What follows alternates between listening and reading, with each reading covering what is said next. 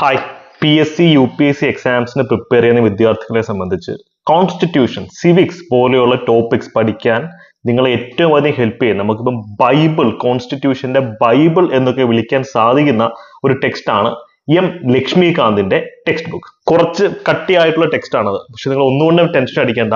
ആ ടെക്സ്റ്റിലെ rank making ടോപ്പിക്സിന്റെ ധാരാളം ക്ലാസ്സുകൾ നമ്മൾ ഈ ചാനലിൽ തന്നെ ചെയ്തിട്ടുണ്ട്. ഈ പ്ലേലിസ്റ്റ് ഒന്ന് ചെക്കൗട്ട് ചെയ്താൽ നിങ്ങൾക്ക് ധാരാളം ക്ലാസ്സുകൾ കിട്ടും. ഇന്ന് നമ്മൾ ചർച്ച ചെയ്യാൻ പോകുന്നത് ഫണ്ടമെന്റൽ റൈറ്റ്സ് എന്ന് പറയുന്ന ഏരിയ ആണ്. ഇതിനു മുമ്പ് നമ്മൾ പ്രിയാമ്പിൾ പഠിക്കേണ്ടതായിട്ടുണ്ട്. പ്രിയാമ്പിളിന്റെ ഒക്കെ ക്ലാസ്സുകൾ ഈ പ്ലേലിസ്റ്റ് ചെക്ക് ചെയ്ത് കഴിഞ്ഞാൽ അരച്ച് കലക്കി നിങ്ങൾക്ക് പഠിക്കാൻ പറ്റും. ഇതിനോട് ചേർത്ത് പഠിക്കേണ്ട മറ്റൊരു ടോപ്പിക്കാണ് evolution of Indian constitution. Indian ഭരണഘടന എങ്ങനെയാണ് ഉണ്ടായെന്നുള്ളതിന്റെ ചരിത്രപരമായ നാൾ വഴികൾ പഠിക്കാൻ നിങ്ങൾക്ക് ഈ പ്ലേലിസ്റ്റ് യൂസ് ചെയ്യാം. കഴിഞ്ഞ LSTD പരീക്ഷയ്ക്കും സിവിൽ സർവീസ് പരീക്ഷയ്ക്കും ഒക്കെ റാങ്ക് മേക്കിംഗ് ആയിട്ടുള്ള ടോപ്പിക്കുകൾ വന്ന ഒരു പാഠഭാഗമാണിത്. നല്ല ബോറൻ പാഠഭാഗമാണ്, പക്ഷെ മാക്സിമം ഇൻട്രസ്റ്റിംഗ് ആയിട്ട് നിങ്ങളിലേക്ക് ആ ടോപ്പിക് ഞങ്ങൾ എത്തിക്കുന്നതാണ്. സോ ലക്ഷ്മികാന്തിലെ ഫണ്ടമെന്റൽ റൈറ്റ്സ്, മൗലിക അവകാശങ്ങൾ എന്ന് പറയുന്ന ടോപ്പിക് നമുക്ക് അരച്ച് കലക്കി അങ്ങോട്ടങ്ങ് പഠിക്കാം. ഒറ്റ വീഡിയോയിൽ പഠിപ്പിച്ചു തീർക്കാൻ പറ്റുന്നതല്ലത്. അതുകൊണ്ട് തന്നെ പല ഭാഗമായിട്ട് അപ്ലോഡ് ചെയ്യുന്ന ഈ വീഡിയോ ഫണ്ടമെന്റൽ റൈറ്റ് എല്ലാം തന്നെ കവർ ചെയ്ത് തരുന്നതാണ്. മറ്റ് ക്ലാസ്സുകൾക്കായി ഈ പ്ലേലിസ്റ്റ് ചെക്കൗട്ട് ചെയ്ത് കഴിഞ്ഞാൽ നിങ്ങൾക്ക് ആ ക്ലാസ്സുകളൊക്കെ ലഭിക്കും. ഒരു അഫോർഡബിൾ ഫീസ് സ്ട്രക്ചറിൽ കേരള PSCയുടെ 10th പ്ലസ് 2 ഡിഗ്രി ലെവൽ കോഴ്സുകളിൽ നിങ്ങൾ തയ്യാറെടുക്കണമെങ്കിൽ, അല്ലെങ്കിൽ UPSCയുടെ ഫൗണ്ടേഷൻ കോഴ്സ് വേണമെങ്കിൽ കമന്റ് സെക്ഷനിൽ പിൻ ചെയ്തിട്ടുള്ള നമ്പറിൽ കോൺടാക്ട് ചെയ്യുക. ഈ നമ്പറിൽ കോൺടാക്ട് ചെയ്താലും മതിയാവും. ഈ ക്ലാസ്സുകളുടെ ഒക്കെ PDF നോട്ട്സ് ലഭിക്കാനായി ടെലിഗ്രാം ഫാമിലി മെമ്പേഴ്സ് ആവുക. ടെലിഗ്രാം ഫാമിലിയുടെ ലിങ്കും കമന്റ് സെക്ഷനിൽ പിൻ ചെയ്ത് വെച്ചിട്ടുണ്ട്. സോ ആഴത്തിൽ പഠിക്കാം, ആസ്വദിച്ച് പഠിക്കാം.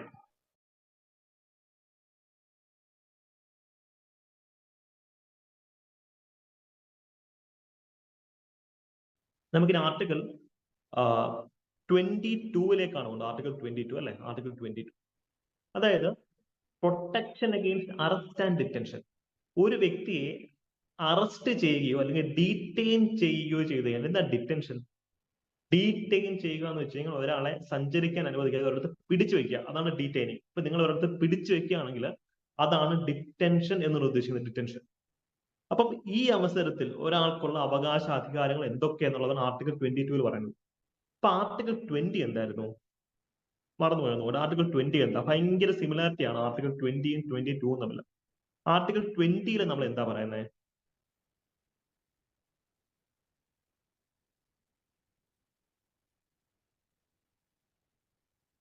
ആർട്ടിക്കിൾ 20യിൽ നമ്മൾ എന്താണ് പറയുന്നത്? Yes, no, double jeopardy, right to life 21 ആണ്. Okay, yes, double jeopardy. Okay, article 20യിൽ കൺവിക്ഷൻ ഓഫ് ഒഫൻസ്, ഒരു കൺവിക്ഷൻ ഓഫ് ഒഫൻസിൽ ഒരാൾക്ക് എന്തൊക്കെ അവകാശങ്ങൾ ഉണ്ടെന്നാണ് ആർട്ടിക്കിൾ 20യിൽ പറയുന്നത്, അല്ലെ? ആർട്ടിക്കിൾ 21ലാണ് ലൈഫ് ആൻഡ് ലിബർട്ടി. 21ലാണ് ലൈഫ് ആൻഡ് ലിബർട്ടി വരുന്നത്. അപ്പൊ ഇവിടുത്തെ പ്രശ്നം എന്താണെന്ന് വെച്ച് കഴിഞ്ഞാൽ നമുക്ക് ആർട്ടിക്കിൾ 22ഉം 20യും തിരിഞ്ഞു പോകും. ആർട്ടിക്കിൾ 22 എന്ന് പറയുകയാണെങ്കിൽ അതിൽ അറസ്റ്റ് എന്നൊരു വാക്കാണ്. 20 എന്ന് പറയുമ്പോൾ അത് 0 ഓ ആയിട്ട് സങ്കല്പിക്കുക, ഓ ഒഫൻസ്. ഓക്കെ, ഇത് തിരിഞ്ഞു പോകാൻ പാടില്ല, ഇത് എപ്പോഴും തിരിഞ്ഞു പോകുന്നതാണ്. ആർട്ടിക്കിൾ 20യിൽ നമ്മൾ പറയുന്നത് ഒരാൾക്കെതിരെ കുറ്റം ആരോപിച്ചു കഴിഞ്ഞാൽ അല്ലെങ്കിൽ കുറ്റവാളികൾ തെളിഞ്ഞു കഴിഞ്ഞാൽ അയാൾക്കുള്ള അവകാശങ്ങളാണ്. Article 22R.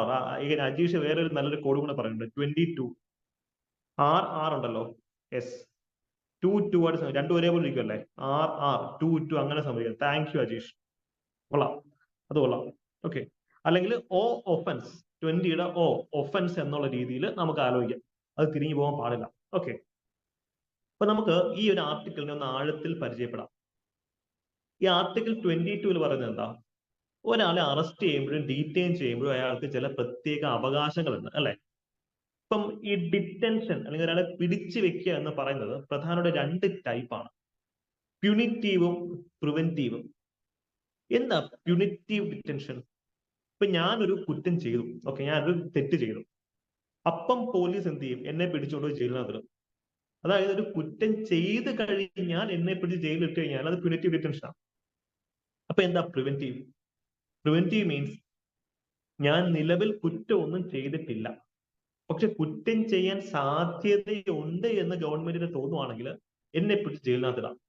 മുൻകൂർ തടങ്കൽ എന്നൊക്കെ പറയുന്ന പോലെ. ഓക്കെ, അപ്പൊ പ്രിവെന്റീവ് ഡിറ്റൻഷൻ മീൻസ് ഞാൻ ഒരു ബോംബ് വെക്കാൻ എനിക്ക് പ്ലാൻ ഉണ്ട്, അത് ഞാൻ ബോംബ് വെച്ചിട്ടില്ല, അപ്പൊ ആ ബോംബൊക്കെ വെച്ച് ബോംബൊക്കെ പൊട്ടിച്ചിട്ട് അറസ്റ്റ് ചെയ്യാം എന്ന് ഗവൺമെന്റ് വിചാരിക്കില്ല. ബോംബ് വെക്കുന്നതിന് മുമ്പ് തന്നെ അറസ്റ്റ് ചെയ്യാം. അതാണ് പ്രിവെന്റീവ് ഡിറ്റൻഷൻ എന്ന് പറയുന്നത്. ഓക്കെ, പ്യൂണിറ്റീവ് ഉണ്ട്, പ്രിവെന്റീവ് ഉണ്ട്. ഈ ആ കാര്യം നിങ്ങൾക്ക് ക്ലിയർ ആയി. ഇവിടെ ഏറ്റവും പ്രധാനപ്പെട്ട കോൺസെപ്റ്റ് പ്രിവെന്റീവ് ഡിറ്റൻഷൻ ആണ്. അതായത് ഒഫൻസ് ചെയ്യും എന്ന് ഗവൺമെന്റിന് ഉറപ്പുണ്ടെങ്കിൽ ഒരു മുൻകൂർ തടങ്കലായിട്ട് അയാൾ എടുത്ത് ജയിലിനകത്ത് ഒഫൻസ് ചെയ്യാൻ സമ്മതിക്കത്തില്ല. ഓക്കെ, ആർട്ടിക്കിൾ 22 ഈ പറഞ്ഞ രണ്ട് പാർട്ടുണ്ട്. ഒന്നാമത്തെ പാർട്ട് സാധാരണ ഓർഡിനറി ലോസ്, പ്യൂണിറ്റീവ് ഡിറ്റൻഷൻ. ഒരാൾ തെറ്റ് ചെയ്ത് കഴിഞ്ഞാൽ എന്തൊക്കെയാണ് അയാൾക്ക് ജയിലിനകത്തുള്ള അവകാശങ്ങൾ എന്ന് പറയുന്നത്. രണ്ടാമത് പ്രിവെന്റീവ് ഡിറ്റൻഷന്റെ കേസാണ്. നമുക്ക് തൽക്കാലം പ്യൂണിറ്റീവ് ഡിറ്റൻഷന്റെ കാര്യം നോക്കാം. ഇപ്പൊ നിങ്ങളൊരു കുറ്റം ചെയ്തു, നിങ്ങൾ അറസ്റ്റ് ചെയ്യാൻ വരികയാണ്. ആ സമയത്ത് പ്യൂണിറ്റീവ് ഡിറ്റൻഷൻ ആണ് അവിടെ ഇൻവോക്ക് ചെയ്യുന്നത്. ആ സമയത്ത് നിങ്ങളെ പ്രധാനപ്പെട്ട അവകാശങ്ങൾ എന്ന് വെച്ച് കഴിഞ്ഞാൽ നിങ്ങളെ എന്തിനാണ് അറസ്റ്റ് ചെയ്യുന്നത് എന്ന് നിങ്ങളെ അറിയിക്കണം. You should be informed on the ground of arrest. നിങ്ങളെ മോഷണ കേസിലാണോ അല്ലെങ്കിൽ വേറെ വല്ല കേസിലാണോ നിങ്ങൾ അറസ്റ്റ് ചെയ്യുന്നത് എന്തിനാന്നുള്ള റീസൺ നിങ്ങളടുത്ത് പറയണം. അതിന്റെ കൂടെ തന്നെ നിങ്ങൾക്ക് ഒരു അഡ്വക്കേറ്റിനെ അറേഞ്ച് ചെയ്ത് തരണം. ഒന്നുകിൽ നിങ്ങൾക്ക് നിങ്ങളുടെ അഡ്വക്കേറ്റിനെ വിളിക്കാം. നിങ്ങൾക്ക് സ്വന്തമായിട്ട് അഡ്വക്കേറ്റ് ഇല്ലെങ്കിൽ ഗവൺമെന്റ് തന്നെ നിങ്ങൾക്ക് ഒരു അഡ്വക്കേറ്റ്, ഒരു ലീഗൽ പ്രാക്ടീഷണർ അറേഞ്ച് ചെയ്ത് തരും. എന്നാലും നിങ്ങൾക്ക് കോടതിയിൽ നമുക്ക് വേണ്ടി വാദിക്കാൻ പറ്റത്തുള്ളൂ അല്ലേ? ഇത് മാത്രം മതിയോ? നമ്മളെ അറസ്റ്റ് ചെയ്ത് കഴിഞ്ഞാൽ പോലീസ് 24 മണിക്കൂറിനകം ഒരു മജിസ്ട്രേറ്റിന്റെ മുമ്പിൽ ഹാജരാക്കിയിരിക്കണം. 24 മണിക്കൂർ എന്ന് പറയുന്നത് ട്രാവലിംഗ് ടൈമും കൂടെ ചേർത്താം. ഓക്കെ, ഒരു പ്രതിയെ അറസ്റ്റ് ചെയ്ത് മജിസ്ട്രേറ്റിന് മുമ്പ് 24 മണിക്കൂറിനകം ഹാജരാക്കിയിരിക്കണം. ഇതിന് മജിസ്ട്രേറ്റ് ഓക്കെ പറഞ്ഞെങ്കിൽ അയാളെ പിന്നെ റിമാൻഡിൽ വിടാൻ പറ്റത്തുള്ളൂ. ഒരു പോലീസിന് ചുമ്മാ ഒരാളെ പിടിച്ച് ജയിലിനകത്ത് 1-2 ആഴ്ച ഇടാൻ ഒക്കത്തില്ല. പിടിച്ചു കഴിഞ്ഞാൽ 24 മണിക്കൂറിന് മജിസ്ട്രേറ്റിന് മുമ്പ് ഹാജരാക്കണം. ഇതിന്റെ ഗുണം എന്താണെന്നറിയോ? നിങ്ങളെ ഭാവിയിൽ പോലീസ് ഏതെങ്കിലും കേസിൽ അറസ്റ്റ് ചെയ്യുവാണെങ്കിൽ നിങ്ങൾക്ക് എന്തൊക്കെ അവകാശങ്ങൾ ഉണ്ടായിരിക്കും നിങ്ങൾ ഇപ്പോഴേ അറിഞ്ഞിരിക്കണം. ഈ ഫണ്ടമെന്റൽ റൈറ്റ്സ് പഠിച്ചു കഴിയുമ്പോൾ ഒരു ഗുണം അതാ. നിങ്ങൾ ചുമ്മാ പോലീസ് അറസ്റ്റ് ചെയ്ത് ജയിലിനകത്ത് ഇരിക്കാനോ ചോദ്യം ചെയ്യാനോ നോക്കത്തില്ല. നിങ്ങൾ ഫസ്റ്റ് ചോദിക്കണം, എന്തിനാ എന്നെ അറസ്റ്റ് ചെയ്തത്? അതൊക്കെ എനിക്ക് എന്റെ അഡ്വക്കേറ്റിനെ വിളിക്കണം എന്ന് പറയണം. മനസ്സിലായല്ലേ? ഇത് വാറണ്ട് ഉണ്ടോ? വാറണ്ട് ഉറപ്പായിട്ട് വേണം. അത് കൊഗ്നിസിബിൾ ആൻഡ് നോൺ കൊഗ്നിസിബിൾ എന്ന് പറഞ്ഞ സെക്ഷൻ ഉണ്ട്. അവിടെയാണ് വാറണ്ട് വേണ്ടുന്ന വാറണ്ട് വേണ്ടാത്തതായിട്ടുള്ള കേസുകൾ വരിക. ഓക്കെ, അത് IPC വരുന്ന കാര്യങ്ങളാണ്. കോൺസ്റ്റിറ്റ്യൂഷൻ അതിനെ പറ്റി ഒന്നും പറയുന്നത്. ഓക്കെ, അപ്പം അതിന് കോൺടെക്സ്റ്റ് 24 മണിക്കൂറിന് ഹാജരാക്കിക്കോണം. ഹാജരാക്കാൻ പറ്റിയില്ലെങ്കിലോ 24 മണിക്കൂറിന് വിട്ടയക്കണം. ഒന്നുകിൽ 24 മണിക്കൂറിന് മജിസ്ട്രേറ്റിന് മുമ്പിൽ ഹാജരാക്കണം, അല്ലെങ്കിൽ 24 മണിക്കൂറിന് വിട്ടയക്കണം. Okay, yes. അപ്പൊ ഇതാണ് അതിന്റെ ഒരു കോൺടെക്സ്റ്റ് എന്ന് പറയുന്നത്. അപ്പൊ നിങ്ങളെ ഭാവിയിൽ പോലീസ് അറസ്റ്റ് ചെയ്യുകയാണെങ്കിൽ ഇത്രയും അവകാശങ്ങൾ നിങ്ങൾക്ക് തന്നേ പറ്റില്ല, ഇല്ലെങ്കിൽ നിങ്ങൾക്ക് കംപ്ലൈന്റ് കൊടുക്കാം. ഇവിടെ ചില ലൂപ്പ് ഹോൾസ് ഒക്കെ ഉണ്ട് കേട്ടോ. സപ്പോസ് കോടതി അവധിയായിട്ടുള്ള ദിവസമാണ് പോലീസ് ഒരാളെ അറസ്റ്റ് ചെയ്യുന്നെങ്കിൽ ചിലപ്പോൾ മജിസ്ട്രേറ്റിന് വീട്ടിൽ കൊണ്ടുപോയി ഹാജരാക്കാനുള്ള പ്രൊവിഷൻ ഒക്കെ ഉണ്ട്. അതൊന്നും ഇല്ലെങ്കിൽ പോലീസ് കസ്റ്റഡിയിൽ വെക്കാം. അങ്ങനെയൊക്കെ ഉണ്ട്. അപ്പൊ ചിലപ്പം വൈരാഗ്യമൊക്കെ ഉണ്ടെങ്കിൽ പോലീസ് എന്ത് ചെയ്യുന്നറിയോ? കോടതിക്ക് അവധിയുള്ള സമയം നോക്കി ഒരാളെ പോയി അറസ്റ്റ് ചെയ്യും. അപ്പൊ അത്രയും ദിവസം അവരെ കസ്റ്റഡിയിൽ കിട്ടുവാണ്. അങ്ങനെയൊക്കെ ലൂപ്പ് ഹോൾസും കാര്യങ്ങളൊക്കെ ഇതിനകത്ത് ഉണ്ട്. അത് തൽക്കാലം അങ്ങോട്ട് പോകണ്ട. കോൺസ്റ്റിറ്റ്യൂഷൻ അത് എന്ത് പറയുന്നത് അത് മാത്രം നോക്കിയാണ്. Okay, yes. അപ്പൊ ഫസ്റ്റ് പാർട്ട് ക്ലിയർ ആണ്. ഒരാൾ കുറ്റം ചെയ്തു കഴിഞ്ഞാൽ അയാളെ അറസ്റ്റ് ചെയ്ത് കഴിയുമ്പോൾ അയാൾക്ക് ഇത്രത്തോളം അവകാശ അധികാരങ്ങളുണ്ട്. ഇനി നമുക്ക് ചോദ്യം വരുന്ന സെക്ഷനിലേക്ക് പോകും. ചോദ്യം വരുന്നത് ഈ കോൺസ്റ്റിറ്റ്യൂഷണൽ ആർട്ടിക്കിളിലെ രണ്ടാമത്തെ പാർട്ടിൽ നിന്ന്, അതായത് ആർട്ടിക്കിൾ 22 എന്നാണ്. 22 ഇതിനകത്താണ് പ്രിവെന്റീവ് ഡിറ്റൻഷൻ. നമ്മൾ ഇതിനെ PD എന്നേ പറഞ്ഞുള്ളൂ. PDയുടെ അണ്ടറിൽ ഒരാളെ അറസ്റ്റ് ചെയ്ത് കഴിഞ്ഞാൽ അയാൾക്ക് എന്തെല്ലാം അവകാശങ്ങൾ കാണും എന്നാണ് നമ്മൾ പറയാൻ പോകുന്നത്. ഓക്കെ, ഒന്നാമത്തെ ഈ പ്രിവെന്റീവ് ഡിറ്റൻഷൻ എന്ന് പറഞ്ഞ സംഭവം ഉണ്ടല്ലോ, അത് ലോകത്തിലെ ഡെമോക്രാറ്റിക് കൺട്രികളിലൊന്നും ഇല്ല. ഇപ്പൊ അമേരിക്കയിലൊന്നും ഈ സംഭവം കേൾവി പോലും ഇല്ല. കാര്യം ഇതൊരു ഹ്യൂമൻ റൈറ്റ്സ് വയലേഷനാണ്. ഒരാൾ തെറ്റ് ചെയ്യാതെ ഒരാളെ അറസ്റ്റ് ചെയ്യാന്ന് വെച്ച് കഴിഞ്ഞാൽ വലിയൊരു ഹ്യൂമൻ റൈറ്റ് വയലേഷനാണ്. നമ്മുടെ കോൺസ്റ്റിറ്റ്യൂഷന്റെ ഏറ്റവും വലിയ ഒരു ക്രിറ്റിസിസം ആയിട്ട് നമ്മൾ പറയുന്നത് PD. ഓക്കെ, അപ്പൊ അതുകൊണ്ട് ഇപ്പൊ അമേരിക്കയിലോ നിങ്ങൾ റൗലറ്റ് ആക്ട് പഠിച്ചിട്ടില്ലേ? 1919 റൗലറ്റ് ആക്ട്. റൗലറ്റ് ആക്ട് ഒരു തരം PD ആയിരുന്നു. ഒരാളെ ചുമ്മാ പിടിച്ച് ചെയ്യുന്നതിടാം. അന്ന് നമ്മൾ എന്ത് ചെയ്തു? റൗലറ്റ് ആക്ടിനെതിരായിട്ട് പ്രക്ഷോഭം അഴിച്ചുവിട്ടു. റൗലറ്റ് സത്യാഗ്രഹമൊക്കെ സംഘടിപ്പിക്കാൻ പോയി. പക്ഷെ ഇന്ത്യക്ക് സ്വാതന്ത്ര്യം കിട്ടിയതിന് ശേഷം നമ്മൾ അതേ ആക്ട് തന്നെയാണ് ഫോളോ ചെയ്തത്. ആക്ട് അല്ലെങ്കിലും അതിനകത്ത് പ്രിവെന്റീവ് ഡിറ്റൻഷൻ എന്ന സംഭവം നമ്മൾ ഇപ്പോഴും ഫോളോ ചെയ്യുന്നത്. അതൊരു ഹിപ്പോക്രസിയാണ് പറഞ്ഞു വരുമ്പോൾ. നമ്മൾ സ്വാതന്ത്ര്യത്തിന് മുമ്പ് ഇതിനെതിരായിട്ട് നമ്മൾ പ്രവർത്തിച്ചു. സ്വാതന്ത്ര്യം കിട്ടി കഴിഞ്ഞപ്പം നമ്മൾ ഇത് ഉപയോഗിക്കുന്നു. ഒരു ഹിപ്പോക്രസി അതിനകത്തുണ്ട്. ഗാന്ധിജിയെയും നെഹ്റുവിനെയും പട്ടേലിനെയും ഒക്കെ അറസ്റ്റ് ചെയ്തത് PD നിയമങ്ങൾ ഉപയോഗിച്ച് തന്നെയായിരുന്നു ഒരു കാലഘട്ടത്തിൽ. ഓക്കെ, അപ്പൊ അതൊക്കെ അവിടെ ഇരിക്കട്ടെ.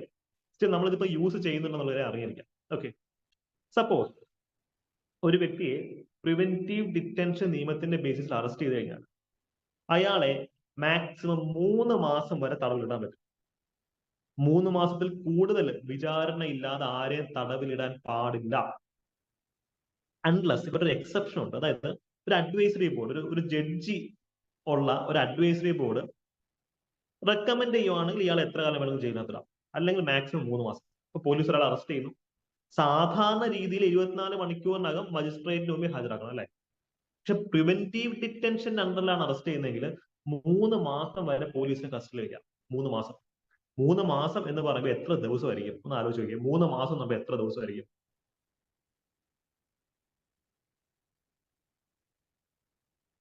90 ദിവസം. ഓക്കെ, ഫെബ്രുവരി അല്ലെങ്കിൽ 30 അങ്ങനെ നിങ്ങൾ കാൽക്കുലേറ്റ്. 90 ദിവസം എന്നുള്ള അർത്ഥമുള്ളൂ. സുപ്രീം കോടതി തന്നെ വ്യക്തമാക്കിയിട്ടുള്ള കാര്യമാണ് 90 ദിവസം. 90 ദിവസം. 90 ദിവസം വരെ പോലീസിന് കസ്റ്റഡിയിൽ വെക്കാം. ഇത് കഴിഞ്ഞിട്ട് അയാളെ വിട്ടയച്ചോണം. അല്ലെങ്കിൽ പിന്നെയും കസ്റ്റഡിയിൽ വെക്കണമെങ്കിൽ ഒരു അഡ്വൈസറി ബോർഡ്, ഒരു ജഡ്ജി അടങ്ങുന്ന അഡ്വൈസറി ബോർഡ്, ഹൈക്കോടതി ജഡ്ജി അടങ്ങുന്ന അഡ്വൈസറി ബോർഡ് ആ ഡിറ്റൻഷൻ ഓക്കെ ആണെന്ന് പറയണം. അല്ലെങ്കിൽ 3 മാസം കഴിഞ്ഞ് വിട്ടയച്ചോണം എന്നാണ് പറയേണ്ടത്. ഓക്കെ. ഇപ്പൊ രണ്ടാമത്തെ ഒരു അവകാശമുണ്ട്. അതായത് നമ്മൾ ആർട്ടിക്കിൾ 22 ഫസ്റ്റ് പാർട്ടിൽ എന്താ പറഞ്ഞത്? ഒരാളെ അറസ്റ്റ് ചെയ്യുമ്പോൾ എന്തിനാണ് അയാളെ അറസ്റ്റ് ചെയ്യുന്നത് അയാളോട് പറയണം, അല്ലെ? പക്ഷെ ഈ കേസിൽ അങ്ങനെ പറയണം. പക്ഷെ അങ്ങനെ പറയുന്നത് കൊണ്ട് പബ്ലിക് ഇൻട്രസ്റ്റിന് വിരുദ്ധമാവുകയാണെങ്കിൽ പറയണ്ട. ഇപ്പൊ ഒരാളെ അറസ്റ്റ് ചെയ്യാൻ പോകും, അയാളെ അറസ്റ്റ് ചെയ്യുന്ന എന്താണ് പ്രിവെന്റീവ് ഡിറ്റൻഷൻ നിയമത്തിനുണ്ടല്ലോ, അയാളത് പറയണമെന്ന് നിയമമുണ്ട്. പക്ഷെ അയാളുടെ കമ്മ്യൂണിക്കേറ്റ് ചെയ്ത് കഴിഞ്ഞാൽ, അത് പബ്ലിക്കിലേക്ക് എത്തിക്കഴിഞ്ഞാൽ, ബാക്കിയുള്ള ഒരു പബ്ലിക് ഇൻട്രസ്റ്റിന് വിരുദ്ധമായി കഴിഞ്ഞാൽ അത് പ്രശ്നമാണ്. ഫോർ എക്സാമ്പിൾ, ഒരു തീവ്രവാദി അറസ്റ്റ് ചെയ്യുന്നു. നിങ്ങളെ അറസ്റ്റ് ചെയ്തത് ഇന്ന ഒരാൾ തന്ന ഇൻഫർമേഷന്റെ ബേസിസിലാണ് എന്ന് അയാളുടെ പറഞ്ഞു കഴിഞ്ഞാൽ മറ്റേ ആളെ ഇവർ തട്ടത്തില്ലേ? ഒന്ന് ആലോചിച്ച് നോക്കിയേ. ഇപ്പൊ നിങ്ങൾക്കെതിരെ, എനിക്കെതിരെ എന്ത് തെളിവുള്ളൂ? നിങ്ങളുടെ കൂട്ടത്തിലുള്ള ആൾ ഞങ്ങൾക്ക് രഹസ്യം നമുക്ക് ചോദ്യം തന്നിട്ടുണ്ട് എന്ന് അയാൾക്ക് പറയാന്നുണ്ടെങ്കിൽ അയാളുടെ കാര്യം കട്ടപ്പെടാൻ പറ്റത്തില്ലേ? നിങ്ങൾ കോമൺ എക്സാമ്പിൾസ് എടുത്ത് വെച്ച് ബ്രെയിൻസ്റ്റോം ചെയ്യാം കേട്ടോ. പിന്നെ പബ്ലിക് ഇൻട്രസ്റ്റിന് എതിരായിട്ടുള്ള കാര്യങ്ങളാണ് കമ്മ്യൂണിക്കേറ്റ് ചെയ്യേണ്ട എന്നുള്ളതാണ് അതിന്റെ ഒരു ഹൈലൈറ്റ്. ഇപ്പം മറ്റേ പ്രേമം സിനിമയുടെ ക്ലൈമാക്സിലെ നിവിൻ പോളി ഒക്കെ മറ്റേ പുള്ളി എടുത്തിട്ട് ഇടിക്കത്തില്ലേ? അയ്യോ, അൽഫോൺസ് പുത്രൻ എടുത്തിട്ട് ഇടിക്കത്തില്ലേ? അവസാനം അൽഫോൺസ് പുത്രൻ എന്തിനാ എന്നെ ഇടിക്കുന്നെന്ന് ചോദിക്കുന്നത്. എന്തിനാ എന്നെ ഇടിക്കുന്നത്? എനിക്ക് മനസ്സിലാവുന്നില്ലെന്ന് പറയത്തില്ലേ? അതാണ് അതിന്റെ കോണ്ടെക്സ്റ്റ്. ഇവിടുത്തെ കേസ് അതാ. പിന്നെ ആള് മാറിപ്പോയി എന്ന് പറയുമ്പോൾ എനിക്കും തോന്നി എന്ന് പറയുന്നുണ്ടല്ലേ, ആള് മാറിപ്പോയി, നീ പെട്രോൾ വില കൂട്ടണമെന്ന് വെച്ചിട്ട് ഇരിക്കുന്നത്. അപ്പൊ അൽഫോൺസ് പുത്രനകത്ത് എന്തിനാണ് ഇടി കിട്ടിയെന്ന് ഇപ്പോഴും അറിയത്തില്ല. പുള്ളിയുടെ വിചാരം ആള് മാറി ഇടി കിട്ടിയതാണ്. അത് ജസ്റ്റിസ് എന്ന ഫിനോമിനയ്ക്ക് വിരുദ്ധമാണ്. നമ്മൾ ഒരാളെ ശിക്ഷിക്കുമ്പോൾ he should be informed on the ground on which he is being punished. അപ്പം ആർട്ടിക്കിൾ 22 ആ ഒരു നാച്ചുറൽ ജസ്റ്റിസ് പ്രിൻസിപ്പിളോട് വൈലേറ്റ് ചെയ്യുന്നുണ്ടെന്നുള്ളത് അറിയിരിക്കാം. ഓക്കെ, ഇടി കൊടുക്കുകയാണെങ്കിൽ എന്തിനാണ് ഇരിക്കുന്നത് എന്നുള്ള കാര്യം പറയണം. പക്ഷെ ഇവിടെ അങ്ങനെ പറഞ്ഞില്ലെങ്കിലും കുഴപ്പമില്ല. ഇത് പബ്ലിക് ഇൻട്രസ്റ്റിന് എതിരായിട്ടാണ്, അതുകൊണ്ട് കുഴപ്പമില്ല. ഓക്കെ, സപ്പോസ് അവിടെ നിന്ന് ആലോചിച്ച് നോക്കിയേ, ഇപ്പൊ സെലിനെ നീ ഉപദ്രവിച്ചുകൊണ്ടാണ് നിന്നെ ഇടിക്കുന്നത് എന്ന് അൽഫോൺസ് പുത്രന്റെ അടുത്ത് പറഞ്ഞിരുന്നെങ്കിൽ അയാൾ പിന്നെ സെലിന്റെ അടുത്ത് വൈരാഗ്യം വെച്ചിട്ട് സെലിനെ ഉപദ്രവിക്കാൻ പോയതല്ലേ? അപ്പൊ അത് ചോദിച്ച് കണക്ട് ചെയ്യാം. അപ്പം പബ്ലിക് ഇൻട്രസ്റ്റ് അല്ലെങ്കിൽ ജനറൽ ഇൻട്രസ്റ്റിന് വിരുദ്ധമായിട്ടുള്ള കാര്യങ്ങൾ പറയണമെന്നില്ല, നിർബന്ധമില്ല. ഓക്കെ. ഓൾസോ നമ്മൾ ഫസ്റ്റ് പാർട്ടിൽ പറഞ്ഞ പോലെ ഒരാളെ പ്രിവെന്റീവ് ഡിറ്റൻഷൻ അണ്ടറിൽ അറസ്റ്റ് ചെയ്ത് കഴിഞ്ഞാൽ he should be given an opportunity to representation. അതായത് ഇപ്പം ഈ ജഡ്ജി അടങ്ങുന്ന അഡ്വൈസറി ബോർഡ് ഒക്കെ ഉണ്ടല്ലോ, ഇവരുടെ അടുത്ത് ഇദ്ദേഹത്തിന് ഒരു റെപ്രസെന്റേഷൻ അവസരം കൊടുക്കണം. അതായത് അദ്ദേഹത്തിന് കേസ് പ്രസന്റ് ചെയ്യാൻ പറ്റണം. നിങ്ങൾ ഇവിടെ ജയിലിനകത്തിട്ട് കഴിഞ്ഞാൽ നിങ്ങളെ കോടതിയെ ഹാജരാക്കും, നിങ്ങൾക്ക് നിങ്ങളുടെ കേസ് പ്രസന്റ് ചെയ്യാം. ഞാനത് ചെയ്തിട്ടുള്ള നമുക്ക് പ്രൂവ് ചെയ്യാനുള്ള അവസരം നിങ്ങൾക്ക് കിട്ടും. അതേപോലെ ഒരു റെപ്രസെന്റേഷൻ, പ്രാതിനിധ്യം കിട്ടാനുള്ള അവസരവും നിങ്ങൾക്കുണ്ട് ഇതിനകത്ത് പ്രിവെന്റീവ് ഡിറ്റൻഷൻ അണ്ടർ എന്നുള്ളത് ആലോചിക്കാം. ഇതിന് article 22 preventive and punitive detention എന്നാണ് ഉദ്ദേശിക്കുന്നത്. ഇത്രയും കോൺസെപ്റ്റ് ക്ലിയർ ആണോ? ആർട്ടിക്കിൾ 22 കുറച്ച് ടെക്നിക്കൽ ആയിട്ടുള്ള ആർട്ടിക്കിൾ 22 നമുക്ക് ധാരാളം സ്റ്റേറ്റ്മെന്റ് ടൈപ്പ് ക്വസ്റ്റ്യൻസ് വരാൻ സാധ്യതയുള്ള സെക്ഷൻ, അതുകൊണ്ടാണ് ഇത്രയും ഡീറ്റെയിൽഡ് അടുത്ത് പഠിപ്പിക്കുന്നത്. Any doubts? ആർട്ടിക്കിൾ 22 ക്ലിയർ ആണോ? ഇപ്പം പറഞ്ഞ ഒന്നുകൂടെ എന്ന് പറയുമ്പോഴത്തേക്ക് ഈ ലാസ്റ്റ് പോയിന്റ് അല്ലേ? യെസ്, ലാസ്റ്റ് പോയിന്റ് എന്ന് പറയുമ്പോഴത്തേക്കും യെസ്. ഓക്കെ, അതായത് നിങ്ങളെ പ്രിവെന്റീവ് ഡിറ്റൻഷൻ അണ്ടറിൽ അറസ്റ്റ് ചെയ്തു. അറസ്റ്റ് ചെയ്ത് കഴിഞ്ഞാൽ നിങ്ങൾ കുറ്റമൊന്നും ചെയ്തിട്ടില്ല, അല്ലെങ്കിൽ നിങ്ങൾ തെറ്റൊന്നും ചെയ്തിട്ടില്ല എന്ന് പ്രൂവ് ചെയ്യാൻ നിങ്ങൾക്ക് അവസരം തരണം. അത്രേ ഉള്ളൂ. മനസ്സിലായോ? ഈ right to make representation means കോടതിയുടെ മുമ്പിൽ നിങ്ങൾ തെറ്റൊന്നും ചെയ്തിട്ടില്ല എന്ന് പ്രൂവ് ചെയ്യാൻ വേണ്ടി, അല്ലെങ്കിൽ ഞാൻ തെറ്റൊന്നും ഭാവിയിൽ ചെയ്യുകയും ഇല്ല എന്ന് പ്രൂവ് ചെയ്യാൻ വേണ്ടി നിങ്ങൾക്ക് അവസരം തരണം. അത്രേ ഉള്ളൂ അതിന്റെ മീനിങ്. ക്ലിയർ ആയോ? ഡിറ്റൻയൂ മീൻസ് അറസ്റ്റിലായി കിടക്കുന്ന വ്യക്തി, അത്ര ഉള്ളതിന്റെ മീനിങ്. ഓക്കെ, അഗൈൻ കോൺസ്റ്റിറ്റ്യൂഷന്റെ ഗ്രാമർ കുറച്ച് ഡിഫിക്കൽട്ട് ആണ്. നമുക്ക് എക്സാമിനും ഇതേ ഗ്രാമറിൽ തന്നെ ആയിരിക്കും ചോദിക്കാം. ഇതിന് മലയാളം ട്രാൻസ്ലേഷൻ ഭയങ്കര ശോകമായിരിക്കും. മലയാളം വായിക്കല്ല, ഈ സെന്റൻസുകൾ തന്നെ പഠിച്ചുകൊണ്ട് പോവുക. Okay, yes. ഇവിടെ കുറച്ച് അഡീഷണൽ പോയിന്റുകളും കൂടെ പറയുന്നത് നമുക്ക് സെക്ഷനിലേക്ക് പോവാം. 44th അമെന്റ്മെന്റ് ആക്ടിന് അണ്ടറിൽ ഈ പ്രിവെന്റീവ് ഡിറ്റൻഷന്റെ പീരീഡ് 3 മാസത്തിൽ നിന്ന് 2 മാസമാക്കി കുറച്ചിട്ടുണ്ടായിരുന്നു. പക്ഷെ ഇത് ഇപ്പോഴും എഫക്റ്റീവ് ആയിട്ടില്ല. ഓക്കെ, അപ്പൊ ഇതൊരു അടിപൊളി സ്റ്റേറ്റ്മെന്റാ. ഈ പ്രിവെന്റീവ് ഡിറ്റൻഷൻ ഇപ്പോഴും ന്യൂസിനകത്തുണ്ട്. ഓക്കെ, അപ്പൊ പ്രിവെന്റീവ് ഡിറ്റൻഷന്റെ കാലയളവ് 3 മാസത്തിൽ നിന്ന് 2 മാസമാക്കി 44th അമെന്റ്മെന്റ് ആക്ടിൽ കുറച്ചു. പക്ഷെ ഇത് ഇപ്പോഴും നിലവിൽ വന്നിട്ടില്ല. ഇത് നിലവിൽ വരുത്തണം എന്ന് പറഞ്ഞാൽ ഇടയ്ക്കിടയ്ക്ക് ന്യൂസ് പേപ്പേഴ്സിൽ കാണാറുണ്ട്. ഓക്കെ, മറ്റൊരു പോയിന്റ് എന്താണെന്ന് വെച്ച് കഴിഞ്ഞാൽ ഈ പ്രിവെന്റീവ് ഡിറ്റൻഷന്റെ അണ്ടറിൽ ആർക്കാ നിയമം നിർമ്മിക്കാനുള്ള അവകാശം? സ്റ്റേറ്റിനാണോ സെന്ററിനാണോ? പാർലമെന്റിനാണോ അതോ ലെജിസ്ലേറ്റീവ് അസംബ്ലിക്കാണോ? രണ്ടുപേർക്കും ഉണ്ട് കേട്ടോ. അതാണ് ഇതിന്റെ ഹൈലൈറ്റ്. ഏതാ? പ്രിവെന്റീവ് ഡിറ്റൻഷൻ നിയമം നിർമ്മിക്കാൻ പാർലമെന്റിനും സ്റ്റേറ്റ് ലെജിസ്ലേഷനും ഒരേപോലുള്ള അവകാശമുണ്ട്. കേരള ലെജിസ്ലേറ്റീവ് അസംബ്ലി പ്രിവെന്റീവ് ഡിറ്റൻഷന്റെ നിയമം ഉണ്ടാക്കിയിട്ടുണ്ട്. ഓക്കെ, പാർലമെന്റ് ഉണ്ടാക്കിയിട്ടുണ്ട്. അപ്പോൾ ഓരോ സംസ്ഥാനങ്ങളിലെയും law and order situation different ആണ്. ഇപ്പൊ കേരളത്തിലെ പോലെ ആയിരിക്കത്തില്ല അരുണാചൽ പ്രദേശിൽ. അതുപോലെ ഓരോ സംസ്ഥാനങ്ങൾക്കും അവരുടേതായിട്ടുള്ള പ്രിവെന്റീവ് ഡിറ്റൻഷൻ നിയമം ക്രിയേറ്റ് ചെയ്യാനുള്ള അവകാശമുണ്ട്. അതേപോലെ പാർലമെന്റിനും PD നിയമങ്ങൾ ക്രിയേറ്റ് ചെയ്യാനുള്ള അവകാശമുണ്ട്. ഓക്കെ, ഈ പറഞ്ഞ defence, foreign affairs, security of India പോലുള്ള കേസുകളിലാണെങ്കിൽ പാർലമെന്റ് ആയിരിക്കും എന്ന് നമുക്കറിയാം. ഓക്കെ, ഇപ്പൊ രണ്ടുപേർക്കും കൺകറന്റ് പവർ ഉണ്ട് ഈ ഒരു കാര്യത്തിൽ എന്നുള്ളതാണ് പ്രധാനമായിട്ടും ആലോചിക്കേണ്ടത്. പബ്ലിക് ഓർഡർ, സപ്ലൈ, സർവീസ്, ഇതിന്റെ കാര്യത്തിൽ രണ്ടുപേർക്കും ഒരേപോലെ നിയമം നിർമ്മിക്കാം. ഓക്കെ, അപ്പൊ ഇത് നല്ലൊരു പ്രസ്താവനയായിരിക്കും ചോദിക്കുകയാണെങ്കിൽ.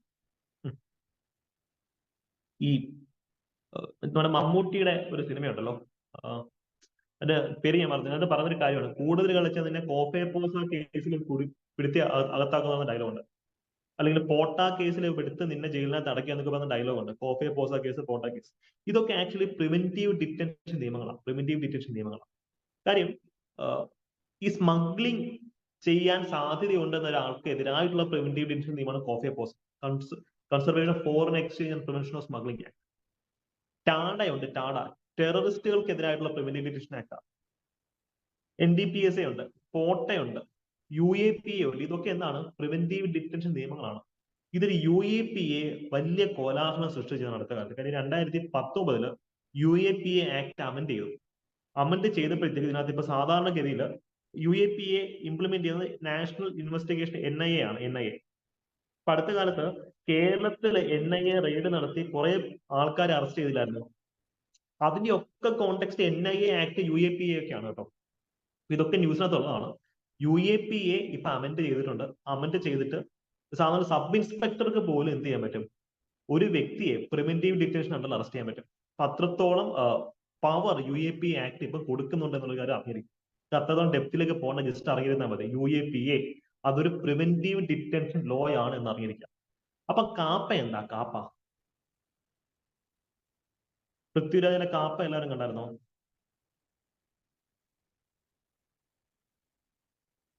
കാപ്പ ഗുണ്ട ആക്ട് ആണ്, ഗുണ്ട നിയമമാണ് കേട്ടോ. നല്ല നല്ല സിനിമ, എനിക്ക് ഇഷ്ടപ്പെട്ട ഒരു സിനിമയാണ്. കാരണം കണ്ടില്ലാത്തൊരു കാണുക.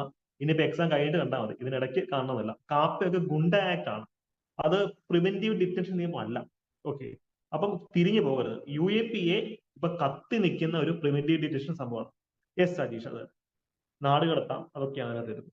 Exact, yes. നമ്മൾ ഇതൊക്കെ പറഞ്ഞു. ബ്രിട്ടനിലോ അമേരിക്കയിലോ ഒന്നും ഇത് കേട്ടുകേൾവി പോലും ഇല്ല. ബ്രിട്ടനിൽ ഇത് ഫസ്റ്റ് ആൻഡ് സെക്കൻഡ് വേൾഡ് വാറിന്റെ സമയത്ത് ഇംപ്ലിമെന്റ് ചെയ്തിരുന്നു. പിന്നെ അവർ തന്നെ അതെടുത്ത് കളഞ്ഞു. ഈ ഫസ്റ്റ് വേൾഡ് വാറിന്റെ സമയത്ത് ഇംപ്ലിമെന്റ് ചെയ്ത പ്രിവെന്റീവ് ഡിറ്റൻഷൻ നിയമം ഏതായിരുന്നു ബ്രിട്ടനില്? ഫസ്റ്റ് വേൾഡ് വാറിന് ശേഷം 1917 ഫസ്റ്റ് വേൾഡ് വാർ തീരുന്നു. 1919 അവർ റൗലറ്റ് ആക്ട് കൊണ്ടുവരുന്നു. അപ്പൊ അതിന് കണക്ഷൻ കിട്ടിയോ?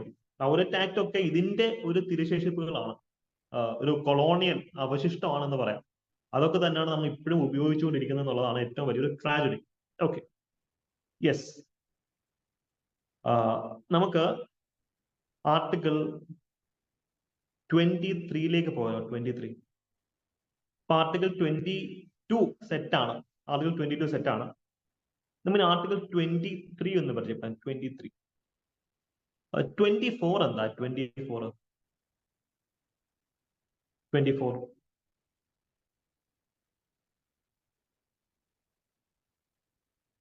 23 24 ഒക്കെ റൈറ്റ് അഗെയിൻസ്റ്റ് എക്സ്പ്ലോയിറ്റേഷൻ തന്നെയാണ് കേട്ടോ. ചൂഷണത്തിനെതിരായിട്ടുള്ള അവകാശമാണ് 23 24. യെസ്, ചൈൽഡ് ലേബർ ആണ്, ചൈൽഡ് ലേബർ. യെസ്, 24 മണിക്കൂറും കഷ്ടപ്പെട്ട് ജോലി ചെയ്യുന്ന ഒരു കൊച്ചു കുട്ടിയുടെ ദയനീയമായ മുഖം നിങ്ങൾ മനസ്സിലേക്ക് കൊണ്ടുവരിക. അപ്പൊ ആർട്ടിക്കിൾ 24 ജീവിതത്തിൽ മറക്കത്തില്ല. ഓക്കെ, നമുക്ക് ഓരോരോ ആർട്ടിക്കിളായിട്ട് നോക്കാം. നമുക്ക് ആദ്യമേ ആർട്ടിക്കിൾ 23 നോക്കാം. ആർട്ടിക്കിൾ 23. ഈ 23യും 24 രണ്ടും കൂടി ചേരുമ്പോഴാണ് ചൂഷണത്തിനെതിരായിട്ടുള്ള അവകാശങ്ങൾ എന്ന് നമ്മൾ പറയുന്നത്. ആർട്ടിക്കിൾ 23യിലാണ് മനുഷ്യക്കടത്ത്, exactly, trafficking in human beings and forced labour എന്ന് പറയുന്നത്. കന്നുകാലികളെയും അല്ലെങ്കിൽ ഈ കൊമേഴ്ഷ്യൽ ഗുഡ്സ് അതുപോലെ മനുഷ്യനെ കടത്തുന്ന പരിപാടിയാണ് ട്രാഫിക്കിംഗ് ഇൻ ഹ്യൂമൻ ബീങ്സ്. അതിനെ കൂടെ തന്നെ ഫോഴ്സ്ഡ് ലേബറും ചെയ്യിപ്പിക്കുക. ഇത് രണ്ടും പാടില്ലെന്നാണ് പറയുന്നത്. ഇതിപ്പോ എന്താ സംഭവം നമുക്ക് നോക്കാം. പണ്ട് കാലത്ത് ഇപ്പൊ മൗര്യന്മാരുടെ പീരീഡിലൊക്കെ ഉള്ള ഒരു സിസ്റ്റമാണ് വിഷ്ടി. UPSC വന്നിട്ടുള്ള ഏൻഷ്യന്റിൽ വിഷ്ടി. എന്താ വിഷ്ടി എന്ന് പറഞ്ഞു കഴിഞ്ഞാൽ ഫോഴ്സ്ഡ് ലേബർ ആണ്. ഇപ്പൊ സപ്പോസ് ഞാൻ ഒരാളുടെ കയ്യിൽ നിന്ന് കുറച്ച് കാശ് കടം വാങ്ങിച്ചു. ആ കാശ് എനിക്ക് തിരിച്ചു കൊടുക്കാൻ മാർഗമില്ല. അപ്പൊ ഞാൻ എങ്ങനെയാണ് ചെയ്തത്? ഞാൻ ജോലി ചെയ്ത് വീട്ടും. ലേബർ അല്ലെങ്കിൽ എന്റെ ജോലി ഞാൻ അയാൾക്ക് വേണ്ടി ചെയ്തിട്ട് ആ കട ഞാൻ വീട്ടും. ഇപ്പൊ എത്ര ജോലി ചെയ്താലും കട വീട്ടാത്ത രീതിയിൽ അയാൾ സെറ്റ് ചെയ്തിട്ടുണ്ടായിരിക്കും. ഗവിഷ്ടി അല്ല, ഇവിടെ ഗവിഷ്ടി ഇതല്ല, ഇത് വെറും വിഷ്ടി എന്നുള്ള മീനിങ് ഉണ്ട്, വെറും വിഷ്ടി. ഓക്കെ, അപ്പൊ സപ്പോസ് എന്റെ കാലം കഴിഞ്ഞ് എന്ത് ചെയ്യണം? എന്റെ മക്കളും പോയി ജോലി ചെയ്യണം. അവരുടെ കാലം കഴിഞ്ഞാൽ അവരുടെ മക്കൾ, അതായത് പണ്ട് എപ്പോഴും കുറച്ച് കാശ് കടം വാങ്ങിച്ചു എന്ന് പറഞ്ഞുകൊണ്ട് തലമുറകളോളം ഫോഴ്സ്ഡ് ലേബറിന് വിധേയമാകുന്ന ഒരു റിഗ്രസീവ് സിസ്റ്റം ഇന്ത്യയിൽ ഉണ്ടായിരുന്നു. ഇതിനെയാണ് ബെഗാറി എന്നൊക്കെ പറയുന്നത്. ബെഗാറി അല്ലെങ്കിൽ വിഷ്ടി, ഫോഴ്സ്ഡ് ലേബർ എന്നൊക്കെ പറയുന്നത് അതാണ്. ഇത് ഭയങ്കര ചൂഷണമല്ലേ? ഒന്ന് ആലോചിച്ച് നോക്കിയേ, ചൂഷണമല്ലേ? നോർത്ത് ഇന്ത്യയിൽ ഇപ്പോഴും ഇതുണ്ട്. ഫോഴ്സ്ഡ് ലേബറും ഈ ബെഗാറി സിസ്റ്റം ഒക്കെ നോർത്ത് ഇന്ത്യയിൽ ഇപ്പോഴും ഉണ്ട്. ഇത് പാടില്ല എന്നാണ് ആർട്ടിക്കിൾ 23 പറയുന്നത്. ഇത് ആരെങ്കിലും വയലേറ്റ് ചെയ്ത് കഴിഞ്ഞാൽ അവരെ ജയിലിലാക്കാം. ഇത് സിറ്റിസൺസിനും നോൺ സിറ്റിസൺസിനും ഒക്കെ അവൈലബിൾ ആണ്. ഇത് ഇന്ത്യയിൽ വരുമ്പോൾ അല്ലെങ്കിൽ എന്ത് വിശ്വസിച്ചൊരു അമേരിക്കക്കാർ ഇന്ത്യയിൽ വരണം? അയാളെ കൊണ്ട് പണിയെടുപ്പിച്ചാലോ? അപ്പൊ ഇതൊക്കെ സിറ്റിസൺസിനും നോൺ സിറ്റിസൺസിനും ഒക്കെ അവൈലബിൾ ആണ്. ഇത് സ്റ്റേറ്റിനെതിരായിട്ടും പബ്ലിക് ഇൻഡിവിജ്വലിനെതിരായിട്ടും അവൈലബിൾ. ഇത് നമുക്ക് ഗസ് ചെയ്യാവുന്നല്ലേ ഉള്ളൂ.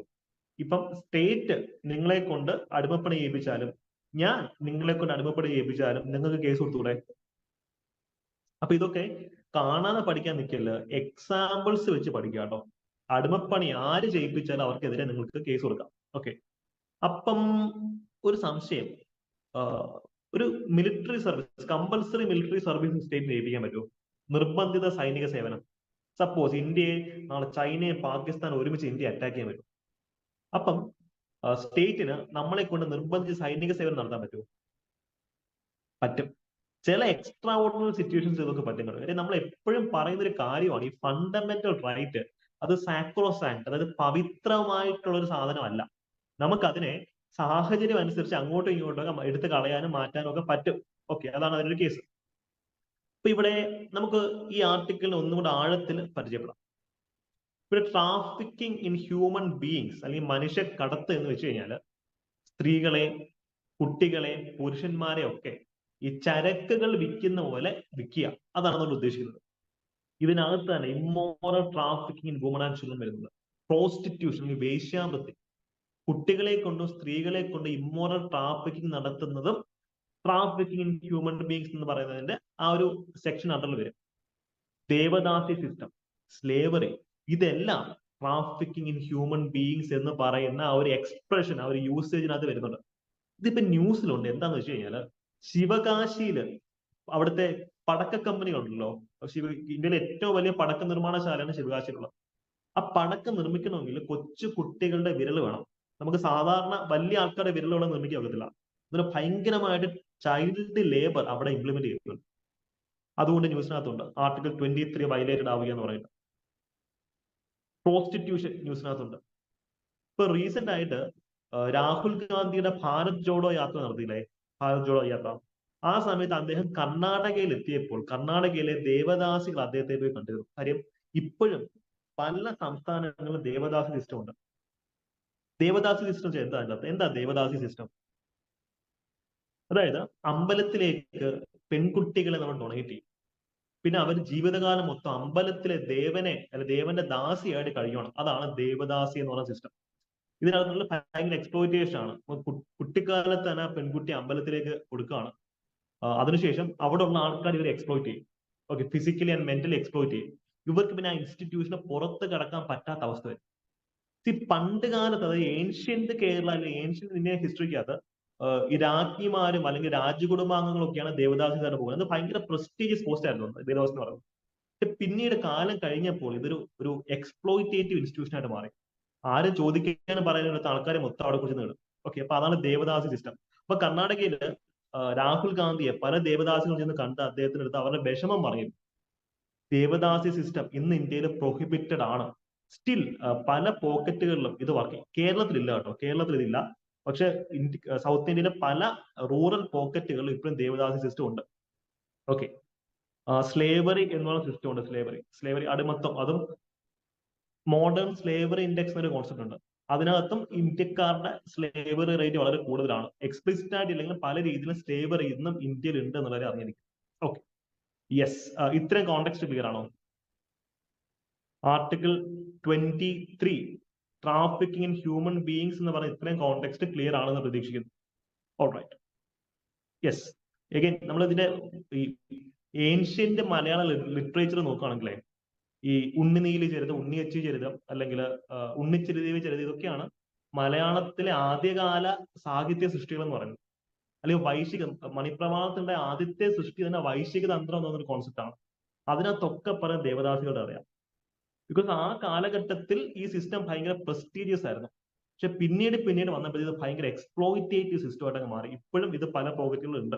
അതുകൊണ്ട് മലയാള ഭാഷ ഉദ്ഭവിച്ചത് പോലും ദേവദാസികളുടെ ചരിത്രം പറയുന്ന കവിതകളിൽ കൂടെയാണ്, മണിപ്രവാളത്തിൽ കൂടെയാണ്. ഓക്കെ, ഇത് നമ്മൾ ലിറ്ററേച്ചറിൽ പഠിക്കുന്ന ഒരു കാര്യം.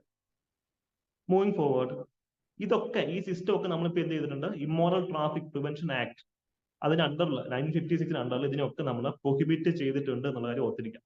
ഓക്കെ, ഇപ്പൊ ട്രാഫിക്കിംഗ് ഇൻ ഹ്യൂമൻ ബീയിങ്സ് എന്താണ് മനസ്സിലായി? മറ്റേ കീവേഡ് എന്താണ്? ബെഗാറിയാണ്. ബെഗാറി, അത് നമ്മൾ പറഞ്ഞു. ശമ്പളമില്ലാതെ പണിയെടുപ്പിച്ചു കഴിഞ്ഞാൽ അതാണ് begari. Okay, compulsory work without remuneration.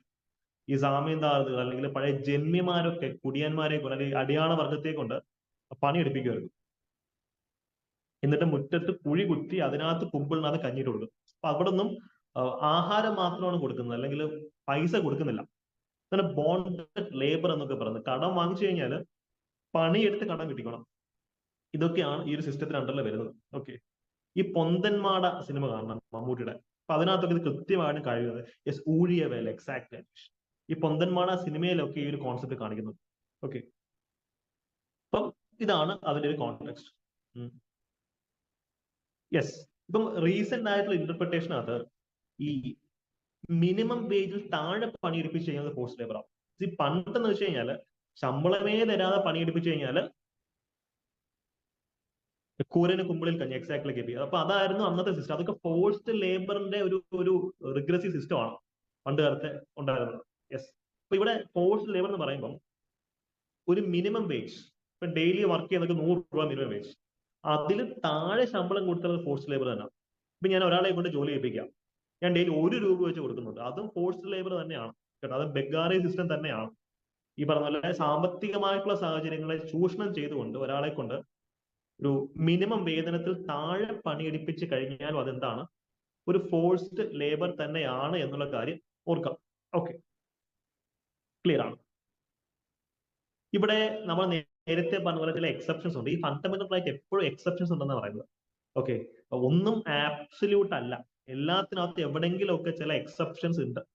Because ഇവിടെ ഈ പറഞ്ഞ പോലെ compulsory service for public purpose. For example, നാളെ ഇന്ത്യയെ കുറെ രാജ്യങ്ങൾ ഒരുമിച്ച് ചേർന്ന് അറ്റാക്ക് ചെയ്യുക. അപ്പൊ സ്റ്റേറ്റിന് നമ്മളുടെ അടുത്ത് പോയി മിലിറ്ററി സർവീസ് ചെയ്യാൻ പറയാം, കുഴപ്പമൊന്നുമില്ല. അല്ലെങ്കിൽ ഒരു പ്രത്യേക സാഹചര്യത്തിൽ ഇപ്പൊ കൊറോണ പോലെ വലിയൊരു പാൻഡമിക് വരുന്നു. ഈ സമയത്ത് ആരോഗ്യമുള്ള ആൾക്കാർ എന്ത് ചെയ്യണം? സോഷ്യൽ സർവീസിന് വേണ്ടി ഇറങ്ങണം എന്നും സ്റ്റേറ്റിന് പറയാം, കുഴപ്പമില്ല. ഇതൊന്നും ബോണ്ടഡ് ലേബർ അല്ല. ഇതൊക്കെ ചെയ്യുമ്പോൾ സ്റ്റേറ്റ് നമുക്ക് പൈസ തരണമെന്ന് നിർബന്ധമില്ല. പക്ഷെ ഇതൊക്കെ സാഹചര്യങ്ങളുടെ സമ്മർദ്ദം മൂലം പൊതുജനങ്ങൾക്ക് നന്മ വരാൻ വേണ്ടിയിട്ട് സ്റ്റേറ്റിന് വേണമെങ്കിൽ ഇങ്ങനെ ചെയ്യാം.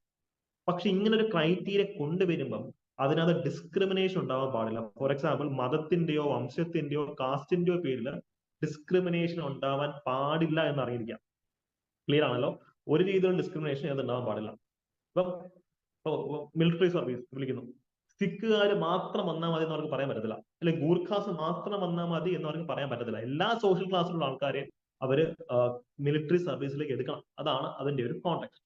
ഓക്കെ, അപ്പോൾ ആർട്ടിക്കിൾ 23 ക്ലിയർ ആണ്. ആർട്ടിക്കിൾ 23 ക്ലിയർ ആണ്. നമുക്കിനി 24 ഒന്ന് പരിചയപ്പെടാം. ഏറ്റവും അധികം ചോദ്യങ്ങൾ വന്നിട്ടുള്ളത് 24 നിന്നാണ്. അപ്പൊ അത് നമുക്ക് അധികം ഡിസ്കസ് ചെയ്യേണ്ട ആവശ്യം വരുന്നില്ല. സ്ഥിരം പോയിന്റുകളാണ് ഉള്ളത്. ആർട്ടിക്കിൾ 24 അണ്ടറിൽ 14 വയസ്സിന് താഴെ 14 അതിൽ 4 ഈ 14 വയസ്സിന് താഴെയുള്ള കുട്ടികളെ ജോലിക്ക് നിർത്താൻ പാടില്ല നിയമമുണ്ട്.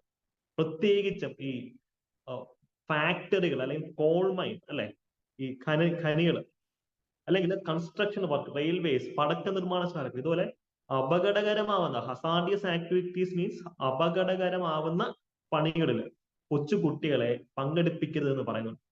പക്ഷെ ഇവരെ കൊണ്ട് ഇന്നസെന്റ് ആയിട്ടുള്ള ജോലികൾ ചെയ്യിപ്പിക്കുക, അത് കുഴപ്പമില്ല. വളരെ ചെറിയ ചെറിയ ഇന്നസെന്റ് ആയിട്ടുള്ള ജോലി, അവരുടെ സ്റ്റഡീസിനെ ഒന്നും ബാധിക്കാത്ത രീതിയിൽ ചെയ്യിപ്പിക്കാം. ഓക്കെ, അപ്പൊ ഇതൊക്കെ നമ്മൾ റെഗുലേറ്റ് ചെയ്യുന്നത് ചൈൽഡ് ലേബർ ആക്ട് 1986 1986. ഇതൊക്കെ ഓർത്തിരിക്കാൻ ഭയങ്കര എളുപ്പമാണ്. ഒന്ന് ആലോചിച്ച് നോക്കിയേ. 86th അമെന്റ്മെന്റ് ആക്ട് വഴിയാണ് 6 മുതൽ 14 വയസ്സ് വരെയുള്ള കുട്ടികൾക്ക് നമ്മൾ വിദ്യാഭ്യാസം കൊടുക്കുന്നത്. ഇവിടെയും 86 തന്നെയല്ലേ വന്നിട്ടുള്ളത്? ഒന്ന് ആലോചിച്ച് നോക്കിയേ. ഇവിടെയും 14 വയസ്സ് വരെയാണ് വിദ്യാഭ്യാസം കൊടുക്കേണ്ടത്. അതുകൊണ്ട് തന്നെ 14 വയസ്സിൽ താഴെയുള്ള കുട്ടികളെ പണിക്ക് അയക്കാൻ പാടില്ല. ഇവര് പണിക്ക് പോയാൽ ഇവര് സ്കൂളിൽ പോകും. ഇവര് ഫാക്ടറിയിൽ പോവുകയാണെങ്കിൽ ഇവർക്ക് സ്കൂളിൽ പോകാൻ പറ്റില്ല. അതുകൊണ്ടാണ് രണ്ടിന്റെ ഏജ് 14 എന്ന് ഫിക്സ് ചെയ്തിരിക്കുന്നത്. ഓക്കെ, ക്ലിയർ ആണല്ലോ? ഇത്തരം കണക്ഷൻസ് കിട്ടിയോ? യെസ്. അപ്പം ഇത് കുറച്ച് നേരത്തെ അറിയാമായിരുന്നെങ്കിൽ നിങ്ങൾക്ക് വേണമെങ്കിൽ ഈ പറഞ്ഞ പോലെ പണ്ട് നമ്മളെ വീട്ടിലിരിക്കുമ്പോൾ നമ്മളെ കൊണ്ട് ചെറിയ ചെറിയ ജോലികൾ ലഭിക്കും, അല്ലെ? വെള്ളം എടുത്തുകൊണ്ട് വരാൻ പറയും, അല്ലെങ്കിൽ ചെറിയ ചെറിയ പണി നമ്മളെ കൊണ്ട് ചെയ്യിപ്പിക്കും വീട്ടുകാർ. അപ്പൊ ഈ ആർട്ടിക്കിളൊക്കെ നേരത്തെ അറിയാമെങ്കിൽ വീട്ടുകാരെ പറഞ്ഞ് വരട്ടായിരുന്നു. ചൈൽഡ് ലേബർ ആണ് ഞങ്ങളെ കൂടെ പണി എടുപ്പിച്ചു കഴിഞ്ഞാൽ വീട്ടിൽ ഗസ്റ്റ് ഒക്കെ വരുമ്പോൾ ചായ കൊണ്ട് കൊടുക്കാൻ പറയും.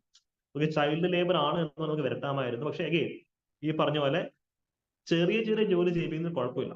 ഇതിന്റെ ഒരു ഡയമെൻഷൻ എന്താണെന്ന് വെച്ച് കഴിഞ്ഞാൽ കാഴ്ച സിനിമ, മമ്മൂട്ടിയുടെ കാഴ്ച സിനിമ ഉണ്ടോ? കാഴ്ച ഒരു അടിപൊളി സിനിമയായിരുന്നു.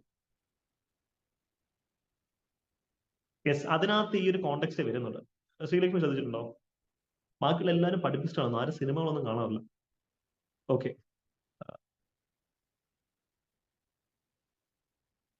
ഓക്കെ, എല്ലാവരും കണ്ടിട്ട് ഫൈൻ. അതിനകത്ത് മമ്മൂട്ടി ഒരു കൊച്ചു കുട്ടിക്ക് അഭയം കൊടുക്കുന്നുണ്ട്, അല്ലേ? ആ ഒരു കൊച്ചു കുട്ടിയെ എടുത്ത് മമ്മൂട്ടി ഒരു കൊച്ചു ബക്കറ്റിൽ കുറച്ച് വെള്ളം കൊണ്ടുവരാൻ പറയുന്നു. അപ്പൊ കുട്ടി ബക്കറ്റിൽ വെള്ളം കൊണ്ടുവരുന്നു. അത് കണ്ട് മമ്മൂട്ടിയുടെ വൈരാഗ്യമുള്ള ചില ആൾക്കാരെ മമ്മൂട്ടിക്കെതിരെ കേസ് വെക്കും, കേട്ടോ. കൊച്ചു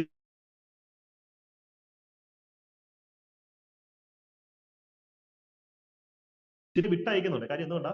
ചെറിയ ചെറിയ ജോലി ചെയ്യിപ്പിക്കുന്നുണ്ട്, തെറ്റില്ല. വലിയ വലിയ ജോലി ചെയ്യിപ്പിക്കുമ്പോഴാണ് ആ പ്രശ്നം പറ്റുന്നവരെ അറിയിരിക്കാം. ഓക്കെ, യെസ്, കാഴ്ച 2006 എക്സാക്ട്ലി. ആ കൊച്ചുണ്ടാപ്രി, അതാണ് ആ ക്യാരക്ടറിന്റെ പേര്. Yes Biji, thank you. കൊച്ചുണ്ടാപ്രി.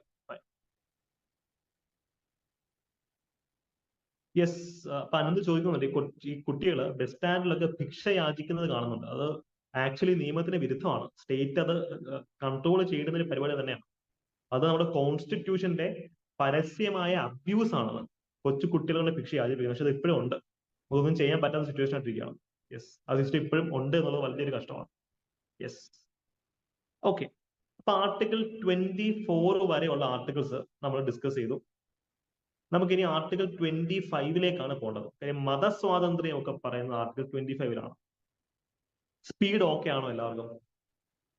Exam ആയതുകൊണ്ട് ഒരു സ്പീഡിന് പോകുന്നതാണ്. സ്പീഡ് കുറയ്ക്കണോ അതോ കൂട്ടണോ? എന്താണ് നിങ്ങളുടെ സിറ്റുവേഷൻ?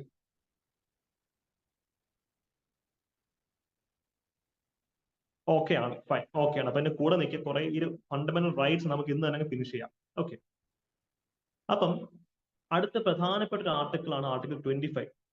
യെസ്, ആർട്ടിക്കിൾ 25 ഇപ്പോൾ ന്യൂസിൽ നിറഞ്ഞു കവിഞ്ഞ് നിൽക്കുകയാണ്. കാര്യം ഉത്തർപ്രദേശ്, മഹാരാഷ്ട്ര, പല സംസ്ഥാനങ്ങളും ആന്റി കൺവേർഷൻ ലോ കൊണ്ടുവന്നിട്ടുണ്ട്. അതായത് ഒരാള് മറ്റൊരു മതത്തിലേക്ക് മതം മാറുന്നതിനെ തടയാനായിട്ടുള്ള ആന്റി കൺവേർഷൻ ലോസ് ഇപ്പം പല സംസ്ഥാനങ്ങളും റോൾ ഔട്ട് ചെയ്തിട്ടുണ്ട്. ആ ഒരു കോണ്ടെക്സ്റ്റിൽ ആർട്ടിക്കിൾ 25 ഭയങ്കര ഇമ്പോർട്ടന്റ് ആണ്. ആർട്ടിക്കിൾ 25 മതസ്വാതന്ത്ര്യത്തിനെ പറ്റി പറയുന്നത്, മതസ്വാതന്ത്ര്യം. അപ്പൊ ഞാൻ ചോദിച്ചോട്ടെ, കുറച്ച് ബേസിക് ഫാക്ടുകൾ നമുക്ക് നോക്കാം. ഇന്ത്യക്ക് ഒരു ഒഫീഷ്യൽ റിലീജിയൻ ഉണ്ടോ? ഒരു ഔദ്യോഗിക മതം ഇന്ത്യക്കുണ്ടോ? ഇല്ല. അതാണ് സെക്യുലാരിസം എന്ന് പറഞ്ഞ സംഭവം. സെക്യുലാരിസം മീൻസ് നമുക്ക് ഔദ്യോഗിക മതം ഇല്ല. അതാണ് secularism. At the same time ഈ സെക്യുലാരിസം എന്ന് പറയുന്ന ആ ഒരു റൊമാൻറ്റിക് കോൺസെപ്റ്റ് അത് യൂറോപ്പിൽ നിന്ന് വന്നതാണ്. യൂറോപ്പിൽ സെക്യുലാരിസം എന്ന് വെച്ച് കഴിഞ്ഞാൽ ഇതാണ്: ഇത് സ്റ്റേറ്റ്, ഇത് റിലീജിയൻ, അവർ തമ്മിൽ ഒരു ബന്ധവും കാണത്തില്ല. സ്റ്റേറ്റും റിലീജിയനും പരസ്പരം കംപ്ലീറ്റ്ലി അകന്നാണ് നിൽക്കുന്നത്. ഓക്കെ, ഒരിക്കലും അവർക്ക് ഓവർലാപ്പിംഗ് ഫംഗ്ഷൻ ഉണ്ടായിരിക്കില്ല. പക്ഷെ ഇന്ത്യയിൽ സെക്യുലാരിസം എന്ന് വെച്ചാൽ ഇതാണ്: സ്റ്റേറ്റും റിലീജിയനും ഉണ്ട്, പക്ഷെ അവർക്കിടയിൽ ഓവർലാപ്പിംഗ് ഫംഗ്ഷൻസ് വരുന്നുണ്ട്. ഫോർ എക്സാമ്പിൾ, അപ്പൊ ഇതിന്റെ ഒരു ബ്രോഡ് കോണ്ടെക്സ്റ്റ് നിങ്ങൾ അറിഞ്ഞിരിക്കണം. ഇപ്പൊ അമേരിക്കയില് നാളെ മുതൽ ഒരു പർട്ടിക്കുലർ പള്ളി, ആ പള്ളിക്കകത്ത് ഒരു പർട്ടിക്കുലർ ആൾക്കാരെ കയറ്റില്ല എന്ന് ആ പള്ളി പ്രഖ്യാപിക്കുകയാണെങ്കിൽ അമേരിക്കൻ ഗവൺമെന്റ് ഒന്നും ചെയ്യാൻ ഒക്കത്തില്ല. അല്ലെങ്കിൽ ഫ്രാൻസ് ഒരു മുസ്ലിം പള്ളിയിലും ക്രിസ്ത്യൻ പള്ളിയിലും ഫ്രാൻസിലെ ഒരു അമ്പലം ഇവർ പറയണം നാളെ മുതൽ ഒരു പർട്ടിക്കുലർ സെക്ട് ഓഫ് ആൾക്കാരെ ഞങ്ങൾ അമ്പലത്തിൽ കയറ്റില്ല അല്ലെങ്കിൽ പള്ളിയിൽ കയറ്റില്ല എന്ന് പറയുകയാണെങ്കിൽ സ്റ്റേറ്റ് അതിനകത്ത് ഇടപെടത്തില്ല. പക്ഷെ ഇന്ത്യയിൽ അങ്ങനെയാണോ? ഇന്ത്യയിൽ ഇപ്പൊ ഹാജി അലി ദർഗ കേസ് ഉണ്ട് അല്ലെ? ഹാജി അലി ദർഗയിൽ സ്ത്രീകൾ കയറാൻ പാടില്ല എന്ന് ഇസ്ലാമിക് സ്കോളേഴ്സ് പറഞ്ഞു. സുപ്രീം കോടതി പറഞ്ഞു പറ്റത്തില്ല, കയറ്റാം. ഇപ്പം പള്ളികളിൽ സ്ത്രീകൾ കയറിക്കോട്ടെ, പക്ഷെ ദർഗയിൽ സ്ത്രീകൾക്ക് കയറാം എന്ന് സുപ്രീം കോടതി പറഞ്ഞു. ശബരിമല വെട്ടിക്കെടുക്കുക, ശബരിമലകൾ സ്ത്രീകൾ കയറിക്കൂടാന്ന് പറയുന്നു. അപ്പൊ സുപ്രീം കോടതി പറഞ്ഞു കയറ്റാം. മനസ്സിലായല്ലേ? കാരണം ഇന്ത്യൻ കോണ്ടെക്സ്റ്റിൽ മതത്തിന്റെ കാര്യത്തിൽ സുപ്രീം കോടതിയും സ്റ്റേറ്റും എല്ലാം പ്രോ ആക്റ്റീവായിട്ട് ഇടപെടും. പക്ഷെ ഒരു മതത്തിന് സ്പെഷ്യൽ ട്രീറ്റ്മെന്റ് കൊടുക്കത്തില്ല. അതാണ് ഇന്ത്യൻ ബ്രാൻഡ് ഓഫ് സെക്യുലാരിസം എന്ന് പറയുന്നത്. ഒരു എക്സാമ്പിൾ ഞാൻ ചോദിച്ചോട്ടെ, നിങ്ങൾ കഴിഞ്ഞ വർഷം ദേവസ്വം ബോർഡിന്റെ LD എക്സാം എഴുതിയായിരുന്നോ? ദേവസ്വം ബോർഡിന്റെ എക്സാം എഴുതിയായിരുന്നോ? യെസ്. ഈ ദേവസ്വം ബോർഡിന്റെ ഫംഗ്ഷൻ എന്താ? അമ്പലങ്ങളെ ഭരിക്കുക എന്നുള്ളതാണ് ദേവസ്വം ബോർഡിന്റെ ഫംഗ്ഷൻ. ഇപ്പൊ ദേവസ്വം ബോർഡിനെ റൺ ചെയ്യുന്ന ആരാ? ഗവൺമെന്റ് അല്ലേ? ഇപ്പൊ ഗവൺമെന്റ് അമ്പലങ്ങളെ ഭരിക്കുന്നത് അത് നമ്മുടെ സെക്യുലർ ക്രെഡൻഷ്യൽസിന് എതിരല്ലേ? ഒന്ന് ആലോചിച്ച് നോക്കിയേ. അല്ല. ഇന്ത്യൻ കോണ്ടെക്സ്റ്റ് അതാണ്. ഇന്ത്യയിലെ സെക്യുലാരിസം മീൻസ് ഇവിടെ സ്റ്റേറ്റ് ഒരു മതത്തിനും പ്രത്യേക പരിഗണന കൊടുക്കുന്നില്ല എന്നുള്ള അർത്ഥമേ ഉള്ളൂ. പക്ഷെ മതത്തിന്റെ കാര്യത്തിൽ സ്റ്റേറ്റ് ഇടപെടും. ഫോർ എക്സാമ്പിൾ, ഇപ്പം മക്കയിലോട്ട് അല്ലെങ്കിൽ പെരുന്നാളിന് ഈ ഹജ്ജ് തീർത്ഥാടനത്തിന് പോകുന്ന ആൾക്കാർക്ക് നമ്മൾ സബ്സിഡി കൊടുക്കാറുണ്ട്. അല്ലെങ്കിൽ കേദാർനാഥ്, ബദ്രിനാഥ് പോലുള്ള സ്ഥലങ്ങൾ സന്ദർശിക്കുന്ന ആൾക്കാർക്ക് സബ്സിഡി കൊടുക്കാറുണ്ട്. അതായത് ഒരു മതത്തിലെ വ്യക്തിക്ക് ആ മതത്തിന്റെ പിൽഗ്രിം പ്ലേസ്, അതെ, വഖഫ് ബോർഡുകൾ നമുക്കുണ്ട്. എക്സാക്ട്ലി അജീഷ്, വഖഫ് ബോർഡുകൾ നമുക്കുണ്ട് അല്ലെ? അപ്പൊ അതൊക്കെ സ്റ്റേറ്റ് റൺ ചെയ്യുന്നതാണ്. അതായത് ഒന്ന് ആലോചിച്ച് നോക്കിയേ, ഇസ്ലാമിക് ലേണിംഗ് പ്രൊമോട്ട് ചെയ്യാണ് വഖഫ് ബോർഡുകൾ വെച്ചിട്ടുള്ളത്. അപ്പൊ സ്റ്റേറ്റ് ഗവൺമെന്റ് പൈസ കൊടുത്ത് ഇസ്ലാമിക് ലേണിംഗ്, ഖുറാനിന്റെ ലേണിംഗ് പ്രൊമോട്ട് ചെയ്യാണ്. അത് സെക്യുലാരിസത്തിന് വിരുദ്ധമല്ലേ? ഒരിക്കലുമല്ല. ഇന്ത്യൻ സെക്യുലാരിസം അതാണ്. ഇന്ത്യയിൽ നമ്മൾ ഖുറാനെ പ്രൊമോട്ട് ചെയ്യും, ഭഗവത്ഗീതയെ പ്രൊമോട്ട് ചെയ്യും. ഈ പറഞ്ഞ പോലെ സിനഗോഗുകൾ, കൊച്ചിയിലെ സിനഗോഗുകൾ നമ്മൾ പ്രൊട്ടക്ട് ചെയ്യുന്നുണ്ട്. പഞ്ചാബിലേക്ക് പോയ ഗുരുദ്വാരയെ ഗവൺമെന്റ് പ്രൊട്ടക്ട് ചെയ്യുന്നുണ്ട്. ഈ പറഞ്ഞ ഗുജറാത്തിലേക്ക് പോയ പാർസി ടെമ്പിൾ, അതിനെ ഗവൺമെന്റ് പ്രൊട്ടക്ട് ചെയ്യുന്നുണ്ട്. അപ്പൊ ഇന്ത്യൻ കോണ്ടെക്സ്റ്റിലെ സെക്യുലാരിസം മീൻസ് സ്റ്റേറ്റും റിലീജിയനും പോസിറ്റീവാണ്. എക്സാക്ട്ലി പോസിറ്റീവ് കന്നോട്ടേഷൻ ഓഫ് സെക്യുലാരിസം പറയാം. പോസിറ്റീവ് ആണ്. യൂറോപ്പിൽ സെക്യുലാരിസം നെഗറ്റീവ് ആണ്. അവിടെ സ്റ്റേറ്റ് റിലീജിയനായിട്ട് ഇടപെടത്തില്ല. ഓക്കെ, അപ്പൊ ഇത്രയും കോണ്ടെക്സ്റ്റ് നിങ്ങൾ മനസ്സിലാക്കണം. നമ്മൾ ഈ പ്രിപ്പറേഷൻ നടത്തുമ്പോൾ ഒരു UPSC നിലവാരത്തിൽ തന്നെ സെക്യുലാരിസം എന്താന്നുള്ള കാര്യം നിങ്ങളുടെ മനസ്സിലിരിക്കണം. ഓക്കെ, കാര്യം നമുക്ക് സ്ഥിരം UPSC ചോദ്യമാണ്, എന്താണ് ഇന്ത്യൻ ബ്രാൻഡും വെസ്റ്റേൺ ബ്രാൻഡും തമ്മിലുള്ള വ്യത്യാസം? ഇന്ത്യൻ ബ്രാൻഡ് സർവധർമ്മ സംഭവയാണ്. അതായത് എല്ലാ മതത്തിനെയും പ്രൊമോട്ട് ചെയ്യണം. അതായത് എല്ലാ മതവും പറഞ്ഞു വെക്കുന്നത് ഒരേ കാര്യം തന്നെയാണ് എന്നാണ് അതിനകത്ത് പറയുന്നത്. പക്ഷെ യൂറോപ്പിൽ എന്താണ്? കംപ്ലീറ്റ് സെപ്പറേഷൻ ആണ്. അവർ ഇടപെടത്തില്ല. ഇന്ത്യയിൽ ഒഫീഷ്യൽ റിലീജിയൻ ഇല്ല.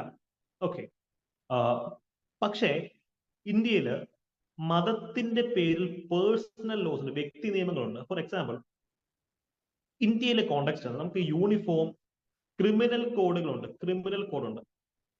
ഇപ്പൊ ഞാൻ ഒരാളെ തല്ലിക്കൊന്നാലും നിങ്ങൾ തല്ലിക്കൊന്നാലും നമ്മൾ ഏത് മതത്തിൽപ്പെട്ട വ്യക്തിയാണെങ്കിലും ഒരേ ശിക്ഷയായിരിക്കും കിട്ടുക.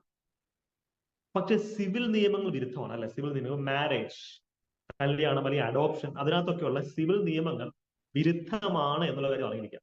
നമുക്കിനി സെക്യുലാരിസത്തിന്റെ ഇൻട്രൊഡക്ഷൻ ആയി നമുക്കിനി ഓരോ ആർട്ടിക്കിളിനെ ഒന്ന് ആഴത്തിൽ പഠിക്കാം. ഈ കൂട്ടത്തിൽ ഏറ്റവും ഇമ്പോർട്ടന്റ് ആണ് ആർട്ടിക്കിൾ 25. ബിക്കോസ് ഇതിനകത്താണ് മതസ്വാതന്ത്ര്യത്തെ പറ്റി പറയുന്നത്. That all persons are entitled to freedom of conscience and the right to freely profess, practice and propagate religion. ഈ കോൺഷ്യൻസ് എന്ന് വെച്ചാൽ എന്താ? മനസാക്ഷി എന്നതിന് എന്താ? ഈ മനസാക്ഷി വെച്ചാൽ അർത്ഥം എന്താ? ഈ കോൺഷ്യൻസ് എന്ന് വെച്ചാൽ അതിന്റെ അർത്ഥം എന്താ? നിങ്ങൾ കോൺഷ്യൻസ് ഇല്ലാത്തവരാന്ന് വെച്ചാൽ നീ മനസാക്ഷി ഇല്ലാത്തവരാണെന്ന് വെച്ചാൽ അതിന്റെ അർത്ഥം എന്താണ്? മനസാക്ഷി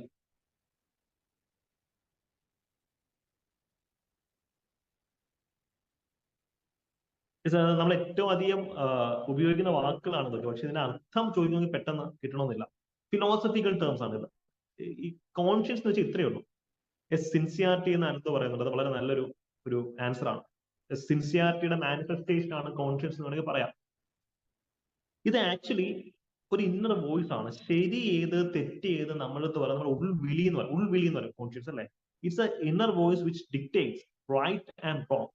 നമ്മുടെ ഉള്ളിൽ ശരി ഏത് തെറ്റ് ഏത് നമ്മളോട് തന്നെ പറയുന്ന ആ ഒരു ഉൾവിളി, ഇന്നർ വോയിസ് ആണ്. യെസ്, അതാണ് കോൺഷ്യൻസ്. എക്സാക്ട്ലി അജീഷ്, അതാണ് അതിന്റെ പോയിന്റ്. നമുക്ക് ശരിയെന്ന് തോന്നുന്ന മതം സ്വീകരിക്കാൻ പറ്റും. ഓക്കെ, ആ മതത്തിനെ നമുക്ക് സ്പ്രെഡ് ചെയ്യാം, ഫ്രീലി പ്രൊഫസ് ചെയ്യാം. അതായത് നമ്മൾ എന്റെ മതത്തിന്റെ മെച്ചം എനിക്ക് എന്താ, എല്ലായിടത്തും വിളിച്ചു പറയാം, ഒരു പ്രശ്നമില്ല. എനിക്ക് എന്റെ മതത്തിലെ കാര്യങ്ങൾ പ്രാക്ടീസ് ചെയ്യാം. എനിക്ക് എന്റെ മതം പ്രൊപ്പഗേറ്റും ചെയ്യാം. എന്റെ മതത്തിന്റെ മെസ്സേജസ് ബാക്കി ആൾക്കാരിലേക്ക് എത്തിക്കാൻ സാധിക്കും.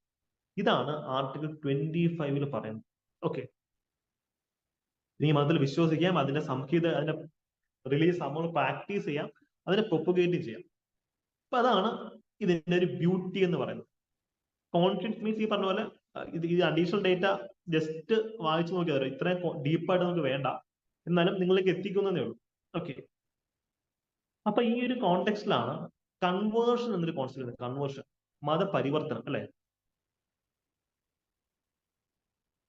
ഈ ആർട്ടിക്കിൾ 25 കൺവേർഷൻ വരുന്നുണ്ടോ? മതം മാറ്റാനുള്ള അവകാശം ആർട്ടിക്കിൾ 25 വരുന്നുണ്ടോ? കോൺഷ്യൻസ് ഉണ്ട്, പ്രൊഫസ് ഉണ്ട്, പ്രൊപ്പഗേറ്റ് ഉണ്ട്, പ്രാക്ടീസ് ഉണ്ട്. കൺവേർഷൻ വരുന്നുണ്ടോ? ഇല്ല. ഇത് വലിയൊരു പോയിന്റ് ആണ്. ബിക്കോസ് ഇത് കോൺസ്റ്റിറ്റ്യൂവന്റ് അസംബ്ലി ഡിബേറ്റിൽ കൺവേർഷനെ കൂടെ ഉൾപ്പെടുത്തണം എന്ന് പറഞ്ഞിരുന്നു. പക്ഷേ അവസാനം ഉൾപ്പെടുത്തേണ്ടെന്ന് തീരുമാനിച്ചു. അതുകൊണ്ട് പ്രത്യേകം അറിഞ്ഞിരിക്കുക, ഈ ആർട്ടിക്കിൾ 25 ഒരാളെ മറ്റൊരാളുടെ മതത്തിലേക്ക് കൺവേർട്ട് ചെയ്യാനുള്ള അവകാശം സ്വമേധയാ മാറാം. എനിക്ക് മറ്റൊരു മതത്തിനോട് ഇഷ്ടം, എനിക്ക് സ്വമേധയാ മാറാം. പക്ഷെ എന്നെ നിർബന്ധിച്ച് മതം മാറ്റാനുള്ള അവകാശം ഇതിനകത്ത് ഇല്ല എന്നുള്ള കാര്യം മനസ്സിലാക്കുക. ഫോഴ്സിബിൾ കൺവേർഷൻ ഇതിനകത്ത് വരുന്നില്ല. ഓക്കെ, യെസ്, മതം മാറ്റലും മാറലും രണ്ടാണ്. പക്ഷെ ഇവിടുത്തെ ഒരു ഫിലോസഫിക്കൽ ഡിഫറൻസ് നിങ്ങൾ മനസ്സിലാക്കണം. ഇത് നിങ്ങൾ വളരെ പ്രസക്തം. മതം മാറ്റലും മാറലും രണ്ടാണ്. ഇവിടെ പറയുന്ന ഒരു കാര്യം, it does not include the right to convert another person into one's own religion. ഇവിടെ മതം മാറ്റത്തെ പറ്റി പറയുന്നത്, മതം മാറ്റം. ഓക്കെ, ഇപ്പൊ പ്രോ ആക്റ്റീവായിട്ട് എനിക്ക് ഏത് മതം വേണമെങ്കിലും സ്വീകരിക്കാം. പക്ഷെ എന്റെ അടുത്ത് മറ്റൊരാൾ വന്ന് എന്നെ മതം മാറ്റാൻ ഇതിനകത്ത് സാങ്ഷൻ ഇല്ല. ബിക്കോസ് ഇപ്പൊ പല സംസ്ഥാനങ്ങൾ, ഹരിയാന അല്ലെങ്കിൽ മഹാരാഷ്ട്ര, ഉത്തർപ്രദേശ്, ഇവിടൊക്കെ ആന്റി കൺവേർഷൻ നിയമങ്ങൾ വരുന്നുണ്ട്. ഒരാൾക്ക് മതം മാറി ഞാൻ പോലീസ് പിടിക്കും. അപ്പൊ ആ നിയമങ്ങൾ ഭയങ്കരമായിട്ട് ഇപ്പം വിമർശനത്തിന് വിധേയമാകുന്നുണ്ട്. ആർട്ടിക്കിൾ 25 എന്ന് പറയുന്നത് എന്താ? നമുക്ക് ഇഷ്ടമുള്ള മതത്തിൽ വിശ്വസിക്കാം. എനിക്ക് മറ്റൊരു മതത്തിനോട് മമത ഉണ്ടെങ്കിൽ എനിക്ക് ആ മതത്തിലേക്ക് പോകാൻ സാധിക്കണം. പക്ഷെ പല സംസ്ഥാനങ്ങളിലും ആ ഒരു സിസ്റ്റം ഇപ്പോൾ ഇല്ലീഗലായിട്ട് മാറിക്കൊണ്ടിരിക്കുകയാണ്. അതിന് ആ സ്റ്റേറ്റുകൾ പറയുന്ന എക്സ്ക്യൂസ് ആണിത്. ഇതിൽ കൺവേർഷൻ സാങ്ഷൻ അല്ല എന്ന് പറഞ്ഞത്. പക്ഷെ ഇതൊക്കെ കോടതിയുടെ മുമ്പിലാണ്. കോടതി എന്ത് തീരുമാനിക്കുന്നത് നമ്മൾ കണ്ടറിയണം. ഓക്കെ, പല സംസ്ഥാനങ്ങളും ഇത് വലിയൊരു സീരിയസ് ഇഷ്യൂ ആയിട്ട് മാറിക്കൊണ്ടിരിക്കുകയാണ്. ഓക്കെ, ഇവിടുത്തെ മറ്റൊരു ഡയമെൻഷൻ നിങ്ങൾ കേൾക്കണം. ഇപ്പം എഗെയിൻ റിലീജിയൻ എന്നുള്ള സംഭവത്തിന് മറ്റൊരു ഇമ്പോർട്ടന്റ് ഡയമെൻഷൻ നിങ്ങൾ കേൾക്കണം. ഒരു പർട്ടിക്കുലർ സ്ഥലം, ഓക്കെ, ഒരു ഭയങ്കര റിലീജിയസ് ആയിട്ട് പല കമ്മ്യൂണിറ്റികളും തമ്മിൽ തല്ലിക്കൊണ്ടിരിക്കുന്ന സ്ഥലം ഉണ്ടെന്നിരിക്കട്ടെ. ഈ സ്ഥലത്തിൽ ഞാനിപ്പോൾ അവിടെ താമസിക്കുകയാണ്. എനിക്ക് തോന്നുകയാണ് ഞാൻ മറ്റൊരു മതത്തിലേക്ക് മാറിയാലോ എന്ന് എനിക്ക് തോന്നുകയാണെങ്കിൽ പെട്ടെന്ന് മാറാൻ എനിക്ക് ഒക്കത്തില്ല.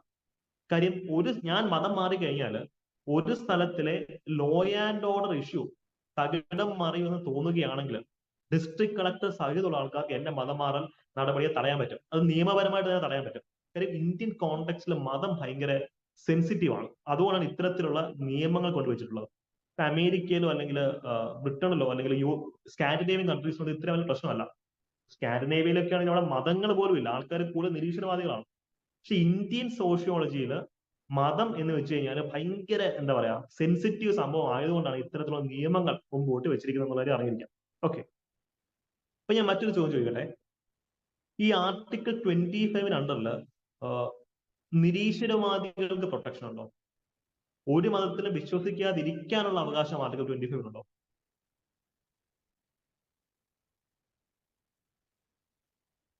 യുക്തിവാദം ഉണ്ട്.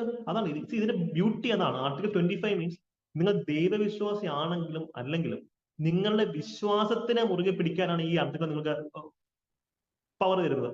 അപ്പം അത്രത്തോളം പ്രോഗ്രസീവ് ആയിട്ടുള്ള article 25. Whether you are believe യുക്തിവാദം അല്ലെങ്കിൽ റാഷണലിസം, ഏത്തിസം, അതൊക്കെ ഇതിനകത്തുള്ള പ്രൊട്ടക്റ്റഡ് ആണ്. ഏത്തിസം എന്ന് വെച്ചാൽ നിരീശ്വരവാദമാണ്, അല്ലെ? അല്ലെങ്കിൽ ആഗ്നോസ്റ്റിസം എന്താണ്?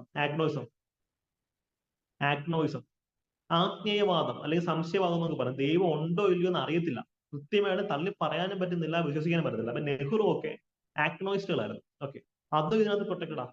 അപ്പൊ ഏത് കാറ്റഗറി ഓഫ് ചിന്തയാണ് നിങ്ങൾ വരുന്നതെങ്കിലും നിങ്ങൾക്ക് ഇതിനകത്ത് പ്രൊട്ടക്ഷൻ കിട്ടും എന്നുള്ള കാര്യം മനസ്സിലാക്കും.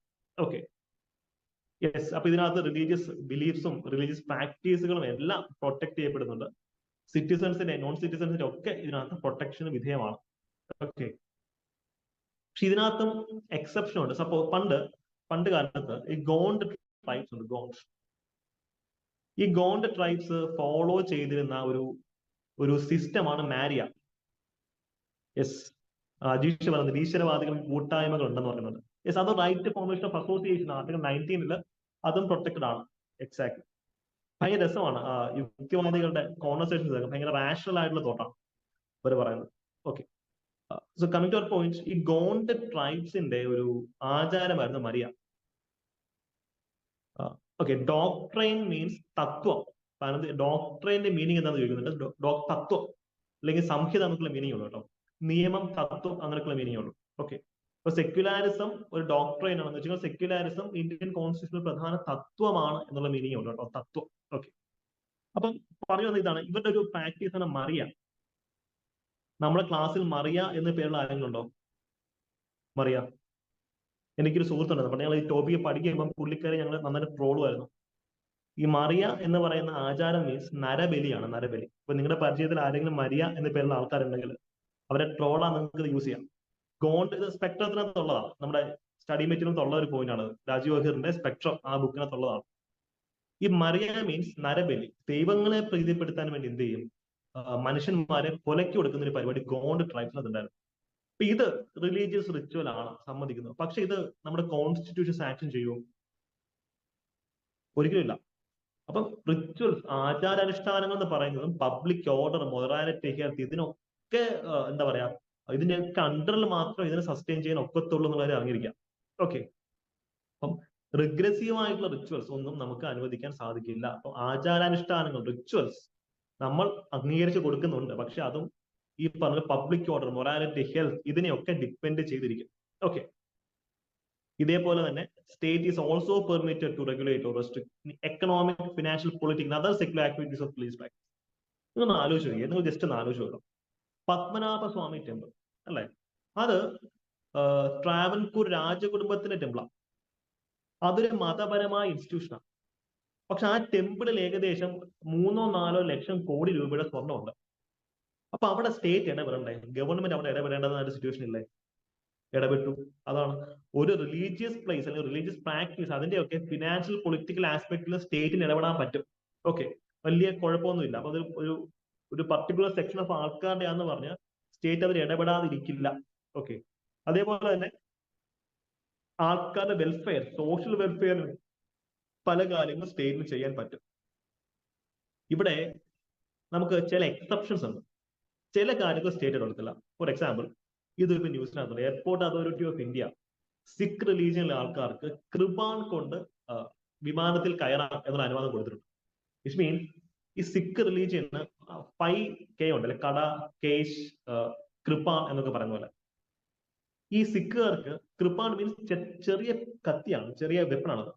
അപ്പൊ നമ്മളൊക്കെ ഒരു പിച്ചാത്തി അല്ല വേണ്ട, ഒരു ചെറിയ നെയിൽ കട്ടർ കൊണ്ട് വിമാനത്തിനകത്ത് കയറിയപ്പോൾ നല്ല ഇടി കിട്ടും സെക്യൂരിറ്റി ഡ്രൈവർ. പക്ഷെ സിഖുകാർക്ക് എന്ത് ചെയ്യാം? അവരുടെ റിലീജിയന്റെ ഭാഗമായിട്ടുള്ള കൃപാൺ കൊണ്ട് വിമാനത്തിനകത്ത് കയറാം. എവിടെ പേരുള്ള അവർക്ക് അതുകൊണ്ട് കയറാം, ഒരു കുഴപ്പമില്ല. അവരിപ്പോ പ്രസിഡന്റ് ഓഫ് ഇന്ത്യ കാണാൻ പോയാലും ദേ ക്യാൻ ക്യാരി കൃപാൺ വിത്ത് ദം. നമ്മളൊക്കെ പ്രസിഡന്റിന്റെ അടുത്ത് പോകുമ്പോഴത്തേക്ക് ഒരു ആയുധവും കയ്യിൽ കാണാൻ പാടില്ല. പക്ഷെ ഇവർക്ക് കയ്യിൽ വെക്കാം. അത് അവരുടെ റിലീജിയന്റെ എസെൻഷ്യൽ പ്രാക്ടീസ് ആണ് എന്നുള്ള സിസ്റ്റം വന്നിട്ടുണ്ട്. ഓക്കെ. അതേപോലെ തന്നെ ഹിന്ദുസിനും സിഖ്സിനും ജെയിൻസിനും ഒക്കെ ഈ പറയുന്ന പല രീതിയിലുള്ള ഫെസിലിറ്റീസ് കൊടുത്തിട്ടുണ്ടെന്നുള്ളത് അറിഞ്ഞിരിക്കാം. ഓക്കെ. യെസ്, ഇവിടെ ഹിന്ദുസ് എന്ന് പറയുമ്പോൾ സിഖും ജെയിൻസും ബുദ്ധിസ്റ്റും അതിനകത്ത് ഉൾപ്പെടും കേട്ടോ. കാര്യം ഹിന്ദുയിസം എന്ന് പറയുന്ന സംഭവത്തിനെ സുപ്രീം കോർട്ട് വിലയിരുത്തുന്ന ഒരു മതമായിട്ടല്ല, അതിനൊരു ലൈഫ് സ്റ്റൈൽ, ഒരു ജീവിത ശൈലി എന്നുള്ള രീതിയിലാണ് സുപ്രീം കോടതി അതിനെ നോക്കിക്കാണുന്നത്. അതുകൊണ്ട് ഹിന്ദുയിസം എന്ന് പറയുമ്പോൾ അതിനകത്ത് സിഖ് റിലീജിയനും ജെയിൻസും ബുദ്ധിസവും ഒക്കെ വരുന്നുണ്ട് എന്നുള്ള കാര്യം അറിഞ്ഞിരിക്കാം. അപ്പോൾ നമുക്ക് ആർട്ടിക്കിൾ 26 പോയല്ലോ. ആർട്ടിക്കിൾ 26 എന്ന് പറയുന്നത് freedom to manage religious affairs എന്നുള്ളതാണ്. അഫയേഴ്സ് ഏത് റിലീജിയനിലെ ആൾക്കാർക്കാണെങ്കിൽ അവരുടെ മതപരമായിട്ടുള്ള കാര്യങ്ങൾ അവർക്ക് തന്നെത്താനെ തീരുമാനിച്ച് തന്നെത്താൻ ഇംപ്ലിമെന്റ് ചെയ്യാം. അവർക്ക് ഒരു മതപരമായിട്ടുള്ള ഇൻസ്റ്റിറ്റ്യൂഷൻ എസ്റ്റാബ്ലിഷ് ചെയ്യാം. അത് ചാരിറ്റിക്ക് വേണ്ടി യൂസ് ചെയ്യാം, കുഴപ്പമില്ല. അല്ലെങ്കിൽ ഇപ്പം അമ്പലത്തിലെ പൂജയുടെ കാര്യത്തിൽ സ്റ്റേറ്റിന് ഇടപെടാൻ പറ്റുമോ? അല്ലെങ്കിൽ പള്ളി പെരുന്നാൾ നടത്തുമ്പോൾ ആചരിക്കുന്ന ആചാരങ്ങളുടെ കാര്യത്തിൽ സ്റ്റേറ്റിന് ഇടപെടാൻ പറ്റുമോ?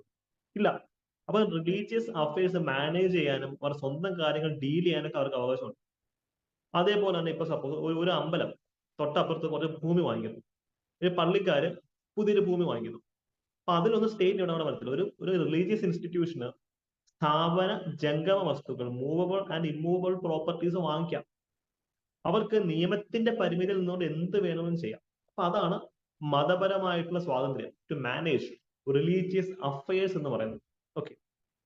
നിങ്ങൾ ഓരോ ആർട്ടിക്കിൾ പഠിക്കുമ്പോഴും ആ ആർട്ടിക്കിളിന്റെ വേണ്ടിയിട്ടുള്ള കീവേഡ്സ് പഠിക്കുക. ഫോർ എക്സാമ്പിൾ ആർട്ടിക്കിൾ 26 കീവേഡ് എന്തായിരിക്കണം? ആർട്ടിക്കിൾ 26 കീവേഡ് മാനേജ് എന്നുള്ളതായിരിക്കും. മാനേജ്. കാര്യം കോൺസ്റ്റിറ്റ്യൂഷനിൽ എവിടെയും മാനേജ് എന്നൊരു പദം വേറെ എവിടെയും നമ്മൾ അങ്ങനെ കാണുന്നില്ല. ആർട്ടിക്കിൾ 26 മാനേജ് എന്നൊരു വാക്ക് വരുന്നത്. കാര്യം മതപരമായിട്ടുള്ള കാര്യങ്ങൾ മാനേജ് ചെയ്യാനുള്ള അവകാശം അവർക്കാണ്, അല്ലെ? അപ്പം ഇവിടെ നിങ്ങൾക്ക് കാര്യം മനസ്സിലായി കാണും. ആർട്ടിക്കിൾ 25 ഒരു വ്യക്തിയുടെ മതപരമായിട്ടുള്ള അവകാശങ്ങളാണ് പ്രൊട്ടക്ട് ചെയ്യുന്നത്. പക്ഷെ ആർട്ടിക്കിൾ 26 ഒരു റിലീജിയസ് ഡൊമൈൻ അല്ലെങ്കിൽ ഒരു കൂട്ടം ആൾക്കാരുടെ മതപരമായിട്ടുള്ള കാര്യങ്ങളാണ് പ്രൊട്ടക്ട് ചെയ്യുന്നത്. അപ്പൊ ആർട്ടിക്കിൾ 25 ഒരു വ്യക്തിയുടെ അവകാശം സംരക്ഷിക്കുന്നുവെങ്കിൽ ആർട്ടിക്കിൾ 26 ഒരു സമൂഹത്തിന്റെ അവകാശമാണ് സംരക്ഷിക്കുന്നത്. ഓക്കെ. അപ്പം കളക്റ്റീവ് ഫ്രീഡം ആണ് ആർട്ടിക്കിൾ 26 പറയുന്നത്. 25 ഇൻഡിവിജ്വൽ ഫ്രീഡം. മനസ്സിലായല്ലോ? ഇതും ഈ പറഞ്ഞ പബ്ലിക് ഓർഡർ, മൊറാലിറ്റി അതെല്ലാം ബാധകമായിട്ട് മാത്രമേ ചെയ്യാൻ പറ്റുള്ളൂ. ഇപ്പൊ നമുക്കറിയാം, അമ്പലത്തിലാണെങ്കിലും പള്ളിയിലാണെങ്കിലും ഈ ലൗഡ് സ്പീക്കർ ഉണ്ടല്ലോ, ഒരു പരിധിയിൽ കൂടുതൽ അതിന് വോളിയം വെക്കാൻ പാടില്ല. അത് എയർ ആക്ടിന് വിരുദ്ധമാണ്. കാര്യം സൗണ്ട് പൊല്യൂഷൻ വരുന്ന എയർ ആക്ടിന് അണ്ടറിലാണ് സൗണ്ട് പൊല്യൂഷൻ. അപ്പം ആ കോളാമ്പി നിരോധിച്ചു. ഇപ്പൊ കോളാമ്പികൾ ഉപയോഗിക്കാൻ പാടില്ല, സ്പീക്കർ ബോക്സുകൾ മാത്രമേ ഉപയോഗിക്കാവൂ. അതൊക്കെ റിലീജിയസ് ആയിട്ടുള്ള കാര്യങ്ങൾ, public health, morality, public order അതിന്റെയൊക്കെ ബേസിസിൽ നമുക്ക് ചെയ്യാൻ പറ്റും. പല ആരാധനാലയങ്ങളിലും ഈ ഇതുണ്ടായിരുന്നു, ബലി കൊടുക്കുമായിരുന്നു. ഈ ആടിനെയും അല്ലെങ്കിൽ കോഴിയൊക്കെ ബലി കൊടുക്കും. പക്ഷെ ഇപ്പൊ അങ്ങനെ റിലീജിയസ് സാക്രിഫൈസസ് അത് ക്രൂവൽറ്റി ആണെന്ന് തിരിച്ചറിഞ്ഞിട്ട് അത് നമ്മൾ എന്ത് ചെയ്യുന്നുണ്ട്? നിരോധിച്ചിട്ടുണ്ട്. അങ്ങനെ പല പല കാര്യങ്ങളും റിലീജിയസ് അഫയേഴ്സിന്റെ കാര്യത്തിൽ പോലും സ്റ്റേറ്റ് കൈകടത്താറുണ്ട് എന്നുള്ള കാര്യം അറിഞ്ഞിരിക്കുക കേട്ടോ. ഓക്കെ. ഇതാണ് freedom to manage religious affairs എന്ന് നമ്മൾ ഉദ്ദേശിക്കുന്നത്. ഇവിടെ റിലീജിയസ് ഡിനോമിനേഷൻ എന്നൊരു വാക്ക് വരുന്നുണ്ട്. കാര്യം ആർട്ടിക്കിൾ 25 പ്രൊട്ടക്ട് ചെയ്യുന്ന ഒരു വ്യക്തിയുടെ അവകാശമാണെങ്കിൽ ആർട്ടിക്കിൾ 26 പ്രൊട്ടക്ട് ചെയ്യുന്ന ഒരു റിലീജിയസ് ഡിനോമിനേഷൻ, ഒരു കൂട്ടം വ്യക്തികളുടെ അവകാശമാണ്. ഇപ്പൊ ഇവിടെ ഒരു തോട്ട് പ്രോസസ്സിനെ മതമായിട്ട് പ്രഖ്യാപിക്കണമെങ്കിൽ ചില ക്രൈറ്റീരിയ ഉണ്ട്. ആ ക്രൈറ്റീരിയ കോൺസ്റ്റിറ്റ്യൂഷനിൽ എവിടെയും പറയുന്നില്ല. അപ്പൊ നിങ്ങൾ ഇങ്ങനെ തന്നെ പഠിച്ചു വെക്കുക, ഒരു മതം ആവാനുള്ള ക്രൈറ്റീരിയ കോൺസ്റ്റിറ്റ്യൂഷനിൽ പറയുന്നില്ല, സുപ്രീം കോർട്ടിൽ മാത്രമേ പറയൂ. സുപ്രീം കോടതിയുടെ വെർഡിക്റ്റിലാണ് ഇതൊക്കെ പറയുന്നത്. ഇപ്പൊ ഞാൻ നാളെ ഒരു 10 ആൾക്കാരെ നമ്മളെല്ലാവരും ചേർന്നുണ്ട് പുതിയ മതം സംഘടിപ്പിച്ചു, അതിനകത്ത് ഈ ബ്ലോക്സ് പുതിയ മതം ആയിട്ട് നമുക്ക് പ്രഖ്യാപിക്കാൻ പറ്റും? ഇല്ല. സുപ്രീം കോടതിയായിട്ട് ദൂരെ കളയും. ബിക്കോസ് ഒരു മതമായിട്ട് പ്രഖ്യാപിക്കുന്ന ചില ക്രൈറ്റീരിയസ് ഉണ്ട്. It should be a collection of individuals who have the system of beliefs which they regards conductive for spiritual wellbeing. ഇവിടെയാണ് ഡോക്ട്രൈൻസ് എന്നുള്ള വാക്ക് പിന്നെ വരുന്നത്. ഒരു വ്യക്തിയുടെ ആത്മീയമായിട്ടുള്ള വെൽബീയിങ് ഉണ്ട്. ഒരു ഇൻഡിവിജ്വൽ, ഒരു വ്യക്തിക്ക് രണ്ട് തരത്തിലുള്ള വെൽബീയിങ് ആണുള്ളത്. ഒന്ന് ബയോളജിക്കൽ വെൽബീയിങ്, ആരോഗ്യത്തോടുകൂടി ഇരിക്കുക, അസുഖങ്ങളൊന്നും ഇല്ലാതിരിക്കുക, ബയോളജിക്കൽ ആണത്. മറ്റൊന്ന് സ്പിരിച്വൽ വെൽബീയിങ് ആണ്, അയാളുടെ മാനസികമായിട്ടുള്ള അവസ്ഥയും നന്നായിട്ടിരിക്കണം. ഓക്കെ. അപ്പൊ ഒരാളുടെ സ്പിരിച്വൽ, ആത്മീയമായ ഉന്നമനത്തിന് വേണ്ടിയിട്ട് ഒരു കൂട്ടം ആൾക്കാർ ഒരുമിച്ച് പ്രവർത്തിക്കുന്നു. അവർക്ക് ഒരു കോമൺ ഓർഗനൈസേഷൻ ഉണ്ടായിരിക്കണം, ഒരു പ്രത്യേകമായ ഡിസ്റ്റിങ്റ്റീവ് നെയിം ഉണ്ടായിരിക്കണം. ഇത്രയും ക്രൈറ്റീരിയ വന്നാൽ മാത്രമേ ഒരു സംഭവം മതമായിട്ട് പ്രഖ്യാപിക്കാൻ പറ്റുള്ളൂ. രാമകൃഷ്ണ മിഷൻ, ആനന്ദമാർഗ എന്നൊക്കെ പറയുന്ന റിലീജിയസ് ഡിനോമിനേഷൻസ് ആണ് എന്ന് സുപ്രീം കോടതി അതുകൊണ്ട് തന്നെ പ്രഖ്യാപിച്ചിട്ടുണ്ട്. പക്ഷെ അരബിന്ദോ സൊസൈറ്റി എന്താണ്? ഒരു റിലീജിയസ് ഡിനോമിനേഷൻ അല്ല എന്ന് സുപ്രീം കോടതി പറയുന്നത്. ഓക്കെ. ഇപ്പൊ റിലീജിയസ് ഡിനോമിനേഷൻ ഒരു മതത്തിന് അണ്ടറിലുള്ള ഒരു സബ്സെക്ഷനും ആവാം. ഓക്കെ. ഇവിടുത്തെ ഏറ്റവും വലിയൊരു കോമഡി എന്താണെന്ന് വെച്ച് കഴിഞ്ഞാൽ, വെസ്റ്റ് ബംഗാൾ ഇലക്ഷൻ അടുത്ത കാലത്ത് കഴിഞ്ഞത്. വെസ്റ്റ് ബംഗാളിൽ ഇപ്പോഴും ഏറ്റവും ശക്തമായിട്ടുള്ള ഓർഗനൈസേഷൻ ഒന്നാണ് രാമകൃഷ്ണ മിഷൻ, അല്ലെ? ഇപ്പൊ കേരളത്തിൽ NSS എന്നോ അല്ലെങ്കിൽ മുസ്ലിം ലീഗ് എന്നൊക്കെ പറയുന്നവരാണ് വെസ്റ്റ് ബംഗാൾ രാമകൃഷ്ണ മിഷൻ. ഭയങ്കര വലിയ വോട്ട് ബാങ്കാണ്. ആരാ രാമകൃഷ്ണ മിഷൻ എസ്റ്റാബ്ലിഷ് ചെയ്യുന്നത്? പ്രീവിയസ് ചോദ്യമാണല്ലോ. രാമകൃഷ്ണ മിഷൻ എസ്റ്റാബ്ലിഷ് ചെയ്യുന്ന ആരാ? Founder of Ramakrishna mission Sri Ramakrishna പരമഹംസനാണോ? Yes, AP Anu, very good. വിവേകാനന്ദനാണ് എസ്റ്റാബ്ലിഷ് ചെയ്യുന്നത്. ഓക്കെ. അപ്പൊ അദ്ദേഹം, വിവേകാനന്ദനെ നമ്മൾ വിളിക്കുന്ന പേരെന്താ? ഫാദർ ഓഫ് നിയോ ഹിന്ദുയിസം അല്ലെ? ഇതൊക്കെ PSC വന്നിട്ടുള്ള ചോദ്യങ്ങളാണ്. അപ്പം ഈ രാമകൃഷ്ണ മിഷൻ ഇടയ്ക്കിടയ്ക്ക് സുപ്രീം കോടതി പോകും. എന്തിനാണെന്നറിയോ? അവർക്ക് ഒരു സെപ്പറേറ്റ് മതമായിട്ട് അവർ അംഗീകരിക്കുന്നുണ്ട്. കാര്യം ഒരു ഒരു ഒരു സിസ്റ്റം ഓഫ് ബിലീഫിനെ സെപ്പറേറ്റ് മതമായിട്ട് അംഗീകരിച്ചുള്ള ഗുണം എന്താ? രാമകൃഷ്ണ മിഷന്റെ ആൾക്കാരുടെ എണ്ണം കുറവാണ്. ഇപ്പൊ ഇതൊരു മൈനോറിറ്റി റിലീജിയൻ ആയിട്ട് മാറും. ഒരു മൈനോറിറ്റീസിന്റെ അണ്ടറിൽ മൈനോറിറ്റീസിന് ഗവൺമെന്റ് ധാരാളം ഫെസിലിറ്റീസ് പ്രൊവൈഡ് ചെയ്യുന്നുണ്ട്, അല്ലെ? രാമകൃഷ്ണ മിഷൻ ഒരു സെപ്പറേറ്റ് ഹിന്ദുയിസം അല്ല, സെപ്പറേറ്റ് റിലീജിയൻ ആണെന്ന് പ്രഖ്യാപിച്ചു കഴിഞ്ഞാൽ ഇവർക്ക് മൈനോറിറ്റീസിന്റെ ധാരാളം അവകാശങ്ങൾ കിട്ടും. അത് ഇവർക്കും അറിയാം. അതുകൊണ്ടാണ് ഇവരൊരു ക്യാമ്പയിൻ നടത്തുന്നത്. പക്ഷെ സുപ്രീം കോടതി പറയും അത് നടക്കത്തില്ല. കാര്യം എന്താ? രാമകൃഷ്ണ മിഷൻ ഫൗണ്ട് ചെയ്തത് വിവേകാനന്ദനാണ്. രാമകൃഷ്ണ മിഷന്റെ ബേസിക് ടെനൻസ് എല്ലാം ഹിന്ദു റിലീജിയന്റെ ഭാഗമാണ്. അപ്പൊ നിങ്ങൾ ഹിന്ദു മതത്തിന്റെ അണ്ടറിലുള്ള ഒരു സെക്ഷനാണ്.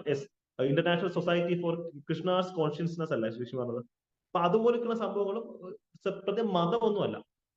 അപ്പം രാമകൃഷ്ണ മിഷൻ ആ കോണ്ടെക്സ്റ്റ് ന്യൂസിനകത്ത് വരുന്നുണ്ട്. പക്ഷെ ലിംഗയത്ത് സെപ്പറേറ്റ് റിലീജിയൻ ആയിട്ട് കർണാടക ഡിക്ലെയർ ചെയ്തിട്ടുണ്ട്. ലിംഗയത്ത് അത് ഹിന്ദു റിലീജിയന്റെ ഭാഗമല്ല, അത് അവിടെ ഒരു മൈനോറിറ്റി റിലീജിയൻ ആണ്. ഓക്കെ. അപ്പൊ അങ്ങനെയൊക്കെയുള്ള കോമഡികളും ന്യൂസിലുണ്ട് എന്നുള്ള കാര്യം അറിഞ്ഞിരിക്കാം. യെസ്, ഇസ്കോൺ ഈ പറയുന്ന രീതിയിൽ ഉള്ളൊരു സിസ്റ്റമാണ്. പക്ഷെ അതൊരു ഡിനോമിനേഷൻ ആയിട്ട് പോലും അംഗീകരിച്ചിട്ടില്ല. അതൊരു ഓർഗനൈസേഷൻ ആണ്. സെപ്പറേറ്റ് റിലീജിയസ് ഡിനോമിനേഷനോ റിലീജിയനോ ആയിട്ട് ഉള്ള അംഗീകാരം അതിനില്ല. അവര് ഹിന്ദുവിസത്തിന്റെ ഭാഗമാണെന്നാണ് അവർ പറയുന്നത്. പക്ഷെ രാമകൃഷ്ണ മിഷൻ പറയുന്നു ഇവർ ഹിന്ദുവിസത്തിന്റെ ഭാഗമേ അല്ല, സെപ്പറേറ്റ് റിലീജിയൻ ആണെന്നാണ് ഇവർ ആർഗ്യുമെന്റ്. ഓക്കെ. സുപ്രീം കോടതി അത് അംഗീകരിച്ച് കൊടുത്തിട്ടില്ല. ഇപ്പൊ നമുക്ക് ആർട്ടിക്കിൾ 27ലേക്ക് 26, 27, 28 നമുക്ക് അധികം ചോദ്യങ്ങൾ വന്നിട്ടില്ല. എന്നാലും നമ്മൾ ഒന്നും വിടുന്നില്ല, എല്ലാം വിശാലമായിട്ട് പഠിച്ചങ്ങ് പോവാണ്. ആർട്ടിക്കിൾ 27 എന്ന് പറയുമ്പോൾ നിങ്ങളുടെ മനസ്സിൽ 7 അല്ലെ? 7 ഒന്ന് എക്സ്റ്റെൻഡ് T ആയി. ടാക്സേഷൻ എന്ന് പറയുന്ന വാക്ക് വരുന്നത്. ടാക്സേഷൻ 27 ഒന്ന് എക്സ്റ്റെൻഡ് T ആവും. അപ്പം 27 എന്നുള്ള വാക്ക് വരുമ്പോഴത്തേക്കും ടാക്സേഷൻ. പണ്ട് കാലത്ത് ജസിയ അല്ലെങ്കിൽ പിലിഗ്രിം ടാക്സ് പോലുള്ള ടാക്സുകൾ ഉണ്ടായിരുന്നു. ഒരു റിലീജിയൻ വിശ്വസിക്കുന്ന ആള് മറ്റൊരു റിലീജിയനിൽ അണ്ടറിൽ ജീവിക്കുമ്പോൾ അവര് സ്പെഷ്യൽ ടാക്സസ് കൊടുക്കണം എന്നുള്ള സിസ്റ്റം ഉണ്ടായിരുന്നു. അക്ബർ ജസിയയും പിലിഗ്രിം ടാക്സ് ഒക്കെ അബോളിഷ് ചെയ്തിരുന്നു. ഔറംഗസീബ് പിന്നെയും കൊണ്ടുവന്നു. ആ ഒരു ചരിത്രം ഇന്ത്യയിലുണ്ട്. അപ്പം ഇന്ന് ഇന്ത്യയിൽ ഒരു മതത്തിൽ വിശ്വസിക്കണം നിങ്ങൾ ടാക്സ് കൊടുക്കണോ? നിങ്ങൾ ഹിന്ദു ആണെങ്കിലും മുസ്ലിം ആണെങ്കിലും സിഖ് ആണെങ്കിലും ഇന്ന് ഒരു മതത്തിൽ വിശ്വസിക്കുന്ന നിങ്ങൾക്ക് ടാക്സ് കൊടുക്കേണ്ട കാര്യമില്ല. സ്റ്റേറ്റിന് ടാക്സ് കൊടുക്കേണ്ട കാര്യമില്ല എന്ന് അറിയിക്കാം. ഓക്കെ. ഒരു റിലീജിയനെയും സ്റ്റേറ്റ് പ്രൊമോട്ട് ചെയ്യുന്നില്ല, ഒരു റിലീജിയനെ ഡീപ്രൊമോട്ട് ചെയ്യാൻ ടാക്സ് കൊടുക്കണം ആവശ്യമില്ല. ഇത് ഫേവറിസം അല്ലെങ്കിൽ സ്വജനപക്ഷപാതം, പാട്രണൈസേഷൻ അതൊക്കെ ഒഴിവാക്കാൻ വേണ്ടിയിട്ട് കൊണ്ടുവന്ന സിസ്റ്റമാണ്. ഓക്കെ.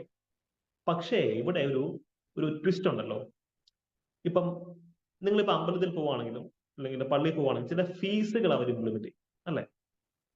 അതെന്തിനാണ് ഈ ഫീസ് ഇംപ്ലിമെന്റ് ചെയ്യുന്നത്? കാര്യം ആ ഒരു ഇൻസ്റ്റിറ്റ്യൂഷൻ നടത്തിക്കൊണ്ട് പോകണമെങ്കിൽ നല്ല ചെലവാണ്.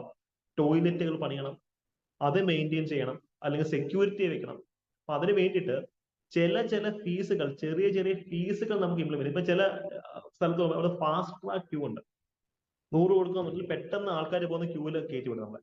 അപ്പൊ അത്തരത്തിലുള്ള സിസ്റ്റംസ് ചെയ്യാം. ടാക്സ് അല്ല, അത് സ്പെഷ്യൽ ഫീസ് ആണ് എന്നുള്ളത്. ഇപ്പൊ നിങ്ങൾ അർച്ചന നടത്തുന്നു, അല്ലെങ്കിൽ പള്ളിയിൽ പോയിട്ട് നിങ്ങൾ അതിൻ്റെതായിട്ട് ഒരു കാര്യം ചെയ്തു, അവിടെ എന്ത് ചെയ്യാം, നിങ്ങൾക്ക് ഫീസ് കൊടുക്കാം. അത് ഇൻസ്റ്റിറ്റ്യൂഷന് ഫീസ് എക്സ്ട്രാക്ട് ചെയ്യാം. ടാക്സ് അല്ല, അത് ഫീസ്. പാർക്കിങ്ങിന്റെ ഫീസ് വാങ്ങിക്കാറില്ലേ, അതുപോലൊക്കെ ഉള്ളൂ. ഫീസ് വാങ്ങിക്കാം, പക്ഷെ ടാക്സ് വാങ്ങിക്കാൻ പാടില്ല. Okay, yes. ആർട്ടിക്കിൾ 28 എന്ന് പറയുമ്പോൾ നിങ്ങളുടെ മനസ്സിലേക്ക് വരേണ്ടുന്ന വാക്ക് ഇൻസ്ട്രക്ഷൻ ആണ്. ഇൻസ്ട്രക്ഷൻ. 26 എന്ന് പറയുമ്പോൾ മാനേജ് എന്നുള്ള വാക്കാണ്, മാനേജ്. 27 എന്തായിരുന്നു, ടാക്സ്. 28 എന്നുള്ള വാക്ക് നമ്പർ ചെയ്യുമ്പോൾ നിങ്ങളുടെ മനസ്സിലേക്ക് വരുന്നത് ഇൻസ്ട്രക്ഷൻ. ഇൻസ്ട്രക്ഷൻ ആണ്, ഇൻസ്ട്രക്ഷൻ. ബിക്കോസ്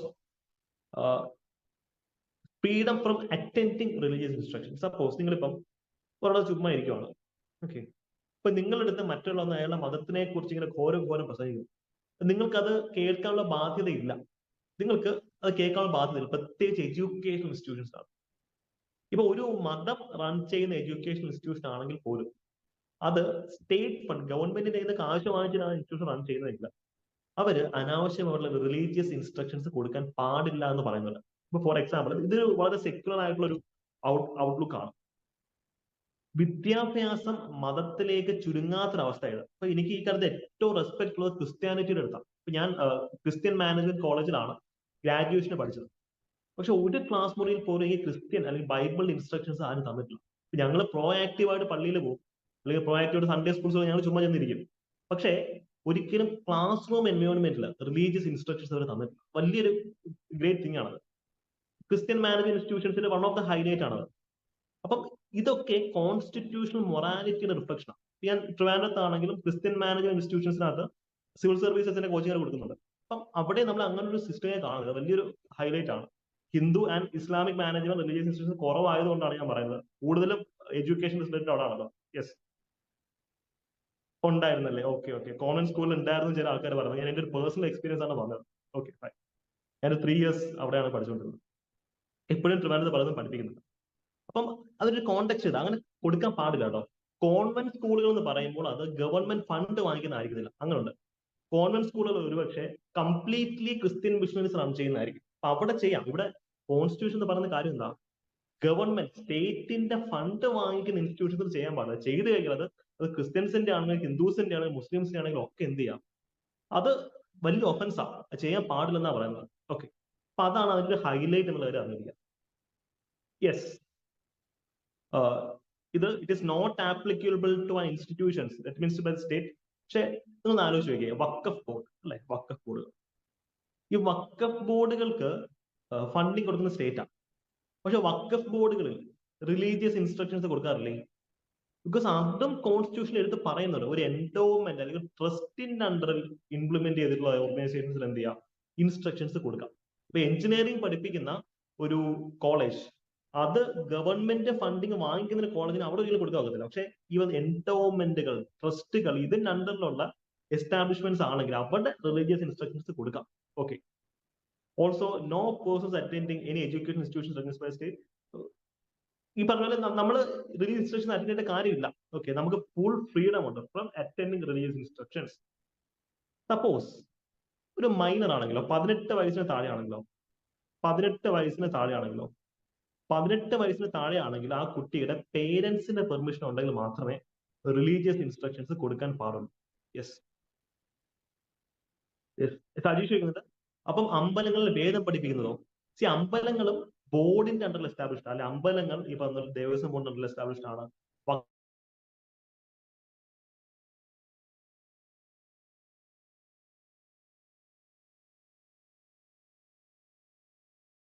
എസ്റ്റാബ്ലിഷ്ഡ് ആണെങ്കിൽ കുഴപ്പമില്ല. കാര്യം വഖഫ് ബോർഡിന്റെ പർപ്പസ് തന്നെ ഇസ്ലാമിക് ടീച്ചിങ് പ്രൊമോട്ട് ചെയ്യാന്നുള്ളതാണ്. ടെമ്പിൾസിന്റെ പർപ്പസ് തന്നെ ഹിന്ദു ടീച്ചിങ് പ്രൊമോട്ട് ചെയ്യാന്നുള്ളതാണ്. അപ്പം അതിന് വേണ്ടിയിട്ടുള്ള എക്സെപ്ഷൻസ് ഇവിടെ ഉണ്ട്. Okay, yes. സെക്കൻഡ് പോയിന്റ് എന്ന് പറയുമ്പോൾ ഇതല്ലേ, ഇതാണ് ഉദ്ദേശിച്ചത്.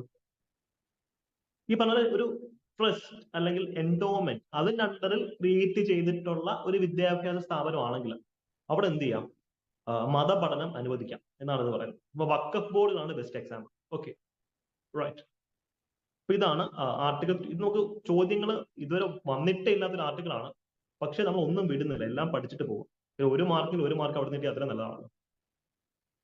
ഈ ഒരു സ്ലൈഡ് നിങ്ങൾ ജസ്റ്റ് ഒന്ന് വായിച്ചിരുന്നാൽ മതി. ഓക്കെ, ഞാൻ തന്നു വിടാം. സെൽഫ് എക്സ്പ്ലനേറ്ററി ആണ്, അഡീഷണൽ ഡേറ്റ അതിനകത്തുണ്ട്. ജസ്റ്റ് ഒന്ന് വായിച്ചു വിട്ടിരുന്നാൽ മതി. ആർട്ടിക്കിൾ 29. ആർട്ടിക്കിൾ 29 പറയുന്നത് ആർട്ടിക്കിൾ 29 and 30. ഇതിനെ വിളിക്കുന്ന പേരാണ് article 29, 30. Cultural and educational rights ആണ് ആർട്ടിക്കിൾ 29 ഉം 30 വരുന്നത്. അതായത് ഇന്ത്യയിൽ എവിടെ താമസിക്കുന്ന ഏത് സെക്ഷൻ ഓഫ് ആൾക്കാർക്കാണെങ്കിലും അവരുടെ ഭാഷയും സ്ക്രിപ്റ്റും സംസ്കാരവും ഒക്കെ പ്രൊട്ടക്ട് ചെയ്യാനുള്ള അവകാശമുണ്ട്. ഫോർ എക്സാമ്പിൾ, ഇപ്പം തിരുവനന്തപുരത്തെ തമിഴ് സ്കൂളുകളുണ്ട്. നിങ്ങൾ ശ്രദ്ധിച്ചു, നെയ്യാറ്റിൻകരയൊക്കെ തമിഴ് സ്കൂളുകളുണ്ട്. അതെന്തിനാ കേരളത്തിന്റെ അകത്ത് തമിഴ് സ്കൂളുകൾ കൊണ്ടുവരുന്നത്? ഈ തമിഴ്നാട്ടില് മലയാളം മീഡിയം സ്കൂളുകളുണ്ട്, അല്ലെ? ഡൽഹിയിൽ മലയാളം മീഡിയം സ്കൂളുകളുണ്ട്. കാര്യം അതൊക്കെ ആർട്ടിക്കിൾ 29 സ്പിരിറ്റ് ഉൾക്കൊള്ളുന്നതാണ്. കാര്യം ഈ മൈനോറിറ്റീസ് എന്ന് വെച്ച് കഴിഞ്ഞാൽ രണ്ട് ടൈപ്പാണ്: റിലീജിയസ് മൈനോറിറ്റീസും ലിംഗ്വിസ്റ്റിക് മൈനോറിറ്റീസും. ഓക്കെ, മതപരമായിട്ടുള്ള ന്യൂനപക്ഷവും ഭാഷാപരമായിട്ടുള്ള ന്യൂനപക്ഷവും. അപ്പൊ അങ്ങനെയുള്ള ആൾക്കാർക്ക് മറ്റൊരു സ്ഥലത്ത് ജീവിക്കുമ്പോൾ അവരുടെ മതത്തിനെയും ഭാഷയും ഒക്കെ പ്രൊട്ടക്ട് ചെയ്യാൻ സാധിക്കണം. അപ്പൊ അതിന് വേണ്ടിയിട്ടാണ് ആർട്ടിക്കിൾ 29 നമ്മൾ കൊണ്ടുവന്നത്. ഇതിനണ്ടല്ല ഒരു വ്യക്തിയെ ഒരു എഡ്യൂക്കേഷൻ ഇൻസ്റ്റിറ്റ്യൂഷനിൽ ജോയിൻ ചെയ്യാൻ കൊണ്ടുവരുമ്പോൾ അയാളുടെ മതത്തിന്റെയോ വംശത്തിന്റെയോ ഭാഷയുടെയോ ജാതിയുടെയോ പേരിൽ അയാൾ എന്ത് ചെയ്യാൻ പറ്റില്ല, മാറ്റി നിർത്താൻ പാടില്ല. No citizen shall be denied admission in education institution maintained by state or receiving fund out of state on these grounds. ഇവിടെ നമുക്ക് ഒരു അടിപൊളി ചോദ്യമുണ്ട്. ഇത് നമുക്ക് എക്സാമിന് വന്നു കഴിഞ്ഞാൽ ഇത് ആർട്ടിക്കിൾ 21A ആണോ എന്ന് നമുക്ക് സംശയം വരും, അല്ലേ? ഫ്രീഡം ഓഫ് റിലീജിയന്റെ ഭാഗമല്ലേ ഇത്? നമുക്ക് സംശയം വരും. അല്ല, ഇത് ആർട്ടിക്കിൾ 29 പറയുന്നത്. നമ്മൾ പല മോക്ക് ടെസ്റ്റുകളിലും ഈ ഒരു ചോദ്യങ്ങൾ നമ്മൾ കണ്ടിട്ടുണ്ട്. നല്ലൊരു ചോദ്യം ചോദിക്കുകയാണെങ്കിൽ, യഥാർത്ഥ എക്സാമിന് ചോദിക്കുകയാണെങ്കിൽ നല്ലൊരു ചോദ്യമായിരിക്കും. എഡ്യൂക്കേഷന്റെ ഈ ഒരു സെക്ഷൻ വരുന്ന ആർട്ടിക്കിൾ 29 നമുക്ക് ഇതുവരെ ഈ ഒരു സെക്ഷനിൽ നിന്ന് ചോദ്യങ്ങളെ ഇല്ല, പക്ഷെ ഭാവിയിൽ വന്നേക്കാം. ഓക്കെ, ആ ഫണ്ട് നോക്കിയാൽ മതി. എക്സാക്ട്ലി, ഫണ്ട് സ്റ്റേറ്റ് ഫണ്ടിങ് അല്ലെങ്കിൽ പാർഷ്യൽ അല്ലെങ്കിൽ ഫുള്ളി ഗവൺമെന്റിന്റെ ഫണ്ടിങ് ഉണ്ടെങ്കിൽ അവിടെ ഇതൊന്നും നടക്കത്തില്ല. അവിടെ എല്ലായിടത്തും ഇക്വാളിറ്റി തന്നെ നമ്മൾ പ്രൊമോട്ട് ചെയ്ത് വരത്തുള്ളൂ കേട്ടോ. ഓക്കെ, ഈ പറഞ്ഞ പോലെ ഇതൊരു ഇൻഡിവിജ്വലിന്റെ റൈറ്റ് ആണെങ്കിൽ ഇത് ഒരു സമൂഹത്തിന്റെ റൈറ്റ് ആണ്, അല്ല ഇൻസ്റ്റിറ്റ്യൂഷന്റെ റൈറ്റ് ആണ്. യെസ്, ഇത് ലിംഗ്വിസ്റ്റിക് ആൻഡ് റിലീജിയസ് മൈനോറിറ്റീസിനും ഈ റൈറ്റ് ആപ്ലിക്കബിൾ ആണ്. ഇത് മൈനോറിറ്റീസിന് വേണ്ടിയിട്ടാണെന്ന് പറയുന്നെങ്കിലും സുപ്രീം കോടതിയുടെ വെർഡിക്റ്റ് അനുസരിച്ച് ഇത് എല്ലാവർക്കും ബാധകമാണ്. It is available to all. ഇപ്പൊ ഞാൻ മെജോറിറ്റി ആണ്, അല്ലെങ്കിൽ ഞാൻ മൈനോറിറ്റി ആണ്, അല്ലെങ്കിൽ ഞാൻ ഒരു മറ്റൊരു വിഭാഗമാണെന്ന് ആരെ മാറ്റി നിർത്തുന്നില്ല. ഇന്ത്യയിൽ ഏത് റിലീജിയനുള്ള ആൾക്കാർക്കും ഈ അവകാശമുണ്ട്. ഇപ്പൊ ആർട്ടിക്കിൾ 29 കോൺസ്റ്റിറ്റ്യൂഷനിൽ പറയുന്ന മൈനോറിറ്റീസിന് മാത്രമാണ് എന്നാണെങ്കിൽ പോലും സുപ്രീം കോടതിയുടെ വെർഡിക്റ്റിന്റെ ബേസിൽ ഇത് എല്ലാ റിലീജിയനുള്ള ആൾക്കാർക്കും ആപ്ലിക്കബിൾ ആണ് എന്ന് അറിഞ്ഞിരിക്കാം. Okay, yes. അപ്പൊ ഇവിടെ വരുന്ന മറ്റൊരു ഹൈലൈറ്റ് ഉണ്ട്, നമുക്ക് ന്യൂസിൽ ഉള്ളത് കൊണ്ട് പറയുന്നതാണ്. RPA 1951, representation of people act 1951 ഉണ്ടല്ലോ. രാഹുൽ ഗാന്ധിക്ക് അടുത്തടുത്ത് പണി പോയത് ഇതിനുണ്ടല്ലോ. കാര്യം ഒരു ജനപ്രതിനിധി അനാവശ്യമായിട്ട് വോട്ട് കിട്ടുന്ന രീതിയിൽ എന്തെങ്കിലും ഉടായ്പ പറയുകയാണെങ്കിൽ അയാൾ എന്ത് ചെയ്യാൻ പറ്റും? പുറത്താക്കാൻ പറ്റും. ഈ RPA ആക്ടിനുള്ള ഇതൊരു എക്സെപ്ഷനാണ്. കാര്യം ഒരു ലാംഗ്വേജിനെ പ്രൊമോട്ട് ചെയ്യാം എന്ന് പറഞ്ഞുകൊണ്ട് നമുക്ക് വോട്ട് വാങ്ങിക്കുന്നതിന് തെറ്റില്ല. ഇപ്പൊ ഞാൻ വോട്ട് പിടിക്കുന്നത്, ഞാൻ മലയാള ഭാഷ ഞാൻ പ്രൊമോട്ട് ചെയ്യും, എന്നെ നിങ്ങൾ ഇലക്ഷനിൽ ജയിപ്പിക്കുകയാണെങ്കിൽ ഞാൻ മലയാളത്തിനെ പ്രൊമോട്ട് ചെയ്യും, തമിഴിനെ പ്രൊമോട്ട് ചെയ്യും എന്ന് പറഞ്ഞു കഴിഞ്ഞാൽ അത് കുഴപ്പമില്ല. അതേസമയത്ത് എന്നെ നിങ്ങൾ പ്രൊമോട്ട് ചെയ്യാൻ സിഖ് റിലീജിയനെ പ്രൊമോട്ട് ചെയ്യും എന്ന് പറയാൻ പറ്റും എനിക്ക്? ആലോചിക്കേ, ഒരു പർട്ടിക്കുലർ റിലീജിയനെ പ്രൊമോട്ട് ചെയ്യും എന്ന് പറഞ്ഞെങ്കിൽ ഒരിക്കലും വോട്ട് വാങ്ങിക്കാൻ പറ്റത്തില്ല. പക്ഷെ ഒരു പർട്ടിക്കുലർ ഭാഷയെ പ്രൊട്ടക്ട് ചെയ്യും, അതിനെ പ്രൊമോട്ട് ചെയ്യും എന്ന് പറഞ്ഞുകൊണ്ട് എനിക്ക് വോട്ട് പിടിക്കാം. അത് നിയമപരമാണ്, ഒരു കുഴപ്പമില്ല. Because language is protected under article 29. Context clear. ഈ RPA ന്യൂസിൽ ഉള്ളത് കൊണ്ട് പറഞ്ഞതാണ്. ലക്ഷ്മി അതിനകത്ത് ഇതുണ്ട്. ഓക്കെ, ഇപ്പൊ രാഹുൽ ഗാന്ധി അധികാരത്തിൽ തിരിച്ചു കയറുന്നത് മറ്റൊരു കാര്യം.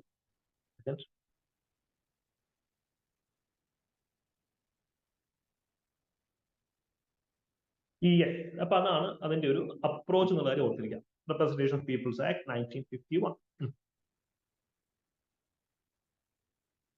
ഇനി ആർട്ടിക്കിൾ 30 ആണ്. ഇതിനകത്താണ് മൈനോറിറ്റീസിന് എഡ്യൂക്കേഷൻ ഇൻസ്റ്റിറ്റ്യൂഷൻസ് എസ്റ്റാബ്ലിഷ് ചെയ്യാം എന്ന് പറയുന്നത്. മൈനോറിറ്റീസ് എഡ്യൂക്കേഷൻ ഇൻസ്റ്റിറ്റ്യൂഷൻ എസ്റ്റാബ്ലിഷ് ചെയ്യാം. ആർട്ടിക്കിൾ 29 ഞാൻ ആ ഒരു കോൺസെപ്റ്റ് ഒന്നുകൂടി ഞാൻ പറയാം. ആർട്ടിക്കിൾ 29 30 ഇത് രണ്ടും മൈനോറിറ്റീസിന്റെ അവകാശങ്ങളാണ്, ന്യൂനപക്ഷത്തിന്റെ അവകാശങ്ങളാണ് സംഭവിക്കുന്നത്. പക്ഷെ സുപ്രീം കോടതി വെർഡിക്റ്റ് അനുസരിച്ച് ആർട്ടിക്കിൾ 29 ഇപ്പം എല്ലാവർക്കും അവൈലബിൾ ആണ്. ഓക്കെ, ഈ കോൺസ്റ്റിറ്റ്യൂഷണൽ പ്രശ്നം അതൊരു ഫിലോസഫിക്കൽ ടെക്സ്റ്റാണ്. ഇത് ഓരോ സമയം അതിനെ വ്യാഖ്യാനിക്കുന്ന രീതി മാറിക്കൊണ്ടിരിക്കും. പക്ഷെ ആർട്ടിക്കിൾ 30 എന്താ, ഇത് ഇപ്പോഴും മൈനോറിറ്റീസിന് മാത്രമാണ് അവൈലബിൾ ആയിട്ടുള്ളത്. ഓക്കെ, മൈനോറിറ്റീസ് എന്ന് പറയുമ്പോൾ അത് ഏതൊക്കെ മൈനോറിറ്റീസ് ആവാം? ലിംഗ്വിസ്റ്റിക് ആൻഡ് റിലീജിയസ് മൈനോറിറ്റീസ് ആവാം, ഒരു പ്രശ്നമില്ല. ഓക്കെ, എല്ലാ മൈനോറിറ്റീസിനും എന്താണ്? വിദ്യാഭ്യാസ സ്ഥാപനങ്ങൾ എസ്റ്റാബ്ലിഷ് ചെയ്യാൻ അവകാശമുണ്ട്. സപ്പോസ് ഇവരുടെ വിദ്യാഭ്യാസ സ്ഥാപനം, സപ്പോസ് ഒരു റോഡിന്റെ സൈഡിൽ ഒരു മൈനോറിറ്റി എഡ്യൂക്കേഷൻ ഇൻസ്റ്റിറ്റ്യൂഷൻ ഉണ്ടെന്നിരിക്കട്ടെ. റോഡ് വികസനത്തിന്റെ ഭാഗമായിട്ട് പൊളിച്ചു മാറ്റപ്പെടുകയാണെങ്കിൽ അവർക്ക് സ്റ്റേറ്റ് ഫുൾ കോമ്പൻസേഷൻ കൊടുത്തേ പറ്റും. ഒരു മെജോറിറ്റി റിലീജിയൻ എഡ്യൂക്കേഷൻ ഇൻസ്റ്റിറ്റ്യൂഷൻ ആണെങ്കിൽ അത്രയും കോമ്പൻസേഷൻ കൊടുക്കണ്ട. പക്ഷെ മൈനോറിറ്റീസിന്റെ ആണെങ്കിൽ അവർക്ക് മറ്റൊരു സ്ഥലത്ത് അത് അതേപോലെ കൊണ്ടുചെന്ന് എസ്റ്റാബ്ലിഷ് ചെയ്യാൻ വേണ്ട രീതിയിൽ കോമ്പൻസേഷൻ സ്റ്റേറ്റ് കൊടുത്തേ പറ്റത്തുള്ളൂ. അങ്ങനെ ഒരു കാര്യം ഇതിനകത്തുണ്ട്. ഓക്കെ, അപ്പൊ അത് 44th അമെന്റ്മെന്റ് ആക്ട് വഴിയാണ് ഇൻസേർട്ട് ചെയ്തത്. റൈറ്റ് ടു പ്രോപ്പർട്ടിയുടെ ഒരു എക്സെപ്ഷൻ ആണ് വരുന്നത്. ഇത് മറക്കരുത്. ബിക്കോസ് ആർട്ടിക്കിൾ 31 അബ്രോഗേറ്റ് ചെയ്തത് 44th അമെന്റ്മെന്റ് ആക്ട് വഴിയാണ് എന്നുള്ളത് നമ്മുടെ റിപ്പീറ്റഡ് ചോദ്യമാണ്, സംശയമില്ലല്ലോ.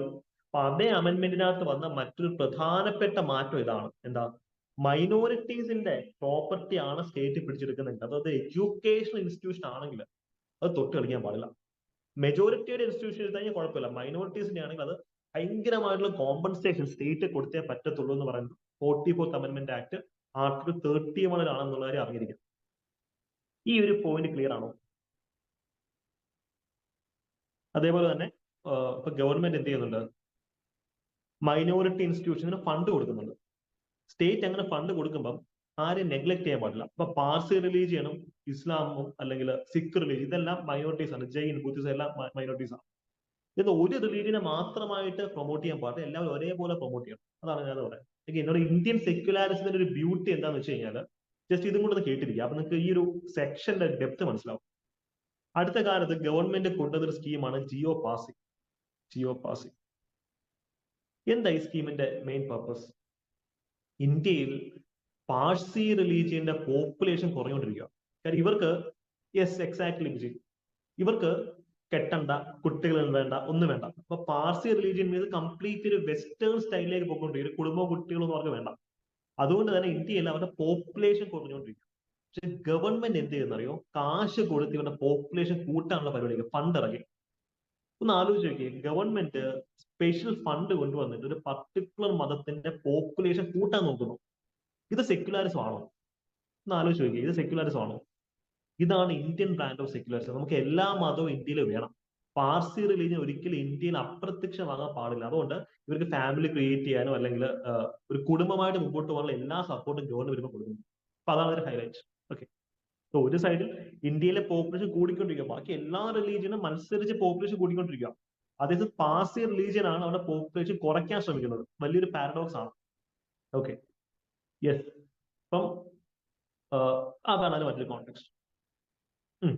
ഈ ആർട്ടിക്കിൾ 30 ഈ പറഞ്ഞ പോലെ മൈനോറിറ്റീസ് ആണ് അവൈലബിൾ ആയിട്ടുള്ളത്. അതൊക്കെ നമ്മൾ പറയും. ഈ മൈനോറിറ്റി എന്ന് പറയുന്ന വാക്ക് നമ്മുടെ കോൺസ്റ്റിറ്റ്യൂഷൻ എവിടെ ഡിഫൈൻ ചെയ്തിട്ടില്ല. കോൺസ്റ്റിറ്റ്യൂഷൻ എവിടെയും മൈനോറിറ്റി എന്നൊരു വാക്ക് ഡിഫൈൻ ചെയ്തിട്ടില്ല എന്നുള്ളത് അറിയില്ല. Okay, article 30 also includes right of a minority impart education styles. ഇതാണ് ഞാൻ പറഞ്ഞത്. നമ്മുടെ പ്രാഥമിക വിദ്യാഭ്യാസം എപ്പോഴും മാതൃഭാഷയിലായിരിക്കണം എന്ന് പറയുന്നത്, അല്ലെ?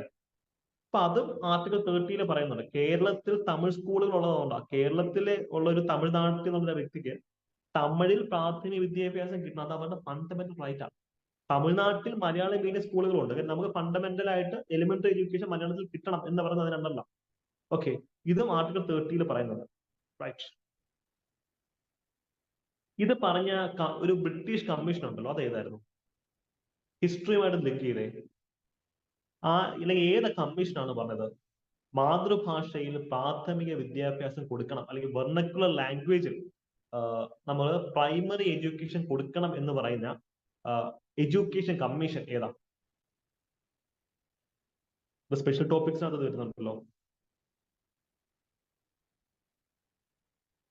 Hunter commission, Priya, Anju, Hunter commission. Yes, Hunter commission ആണ് അത് പറഞ്ഞത്.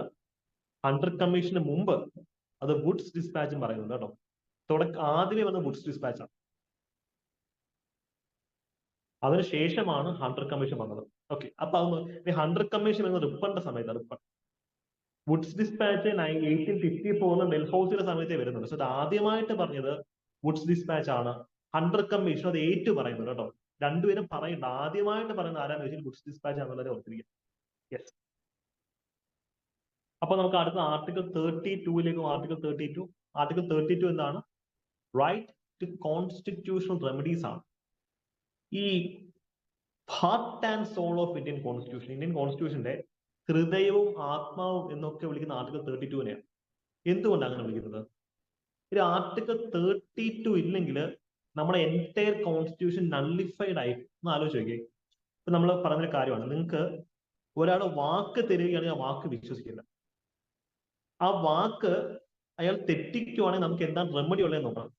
ഇപ്പൊ സപ്പോസ് ഞാൻ നിങ്ങൾക്ക് 10 ലക്ഷം രൂപ തരാമെന്ന് പറയുക, അതിലൊരു കാര്യമില്ല. 10 ലക്ഷം രൂപ ഞാൻ തന്നില്ലെങ്കിൽ നിങ്ങൾക്ക് എന്താണ് പ്രതിവിധി? അതിന്റെ ആൻസർ ഉണ്ടെങ്കിൽ മാത്രമേ ആൾക്കാർ വന്ന് വിശ്വസിക്കാവൂ. ഇവിടുത്തെ കേസ് അതാ. കോൺസ്റ്റിറ്റ്യൂഷൻ നമുക്ക് കുറെ വാഗ്ദാനങ്ങൾ തരുന്നുണ്ട്. Freedom of religion, equality, against exploitation, കുറെ വാഗ്ദാനങ്ങൾ തരുന്നു. ഈ വാഗ്ദാനം പാലിച്ചില്ലെങ്കിൽ നമുക്ക് എന്താ പ്രതിവിധി? അതാണ് ആർട്ടിക്കിൾ 32. നമുക്ക് കോടതിയിൽ പോകും.